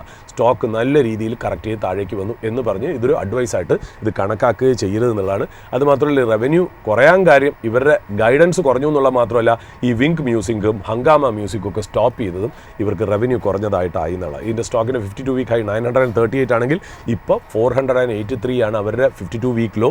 അതിൻ്റെ ചുറ്റുവട്ടത്താണ് ഈ കമ്പനി ട്രേഡ് ചെയ്യുന്നത്. ഇതൊരു അഡ്വൈസോ സോളിസിറ്റേഷനുമായിട്ട് കൺസിഡർ ചെയ്യരുത്. ഞങ്ങൾക്ക് പേഴ്സണൽ ഇൻവെസ്റ്റ്മെൻറ്റും ഇതിലില്ല. നിങ്ങൾ നിങ്ങളുടെ ഇൻവെസ്റ്റ്മെൻറ്റ്സ് ഒരു സെബി രജിസ്റ്റേഡ് ഇൻവെസ്റ്റ്മെൻറ്റ് അഡ്വൈസറുടെ നിരീക്ഷണത്തിലും ശിക്ഷണത്തിലും മാത്രം ചെയ്യണമെന്ന് പറഞ്ഞ് ഇവിടെ അവസാനിപ്പിക്കുന്നു. ഓർട്ടി വിഷ്ണു. സാർ പറഞ്ഞ പോലെ നിക്ഷേപം നടത്തുന്നതിന് മുമ്പ് ഇത്തരം കാര്യങ്ങളൊക്കെ കൂടി ശ്രദ്ധിക്കുക. ഏതായാലും നമ്മുടെ ഈ ഒരു ഓപ്പണിംഗ് അവേഴ്സിൻ്റെ എപ്പിസോഡ് ഇപ്പോൾ വൈൻഡപ്പ് ചെയ്യാൻ സമയമായിരിക്കുകയാണ്. നമ്മൾ അടുത്ത മണിക്കൂറിൽ കൂടുതൽ അപ്ഡേറ്റ്സ് ഒക്കെ ആയിട്ട് ജോയിൻ ചെയ്യുന്നതായിരിക്കും. So stay tuned. നന്ദി, നമസ്കാരം.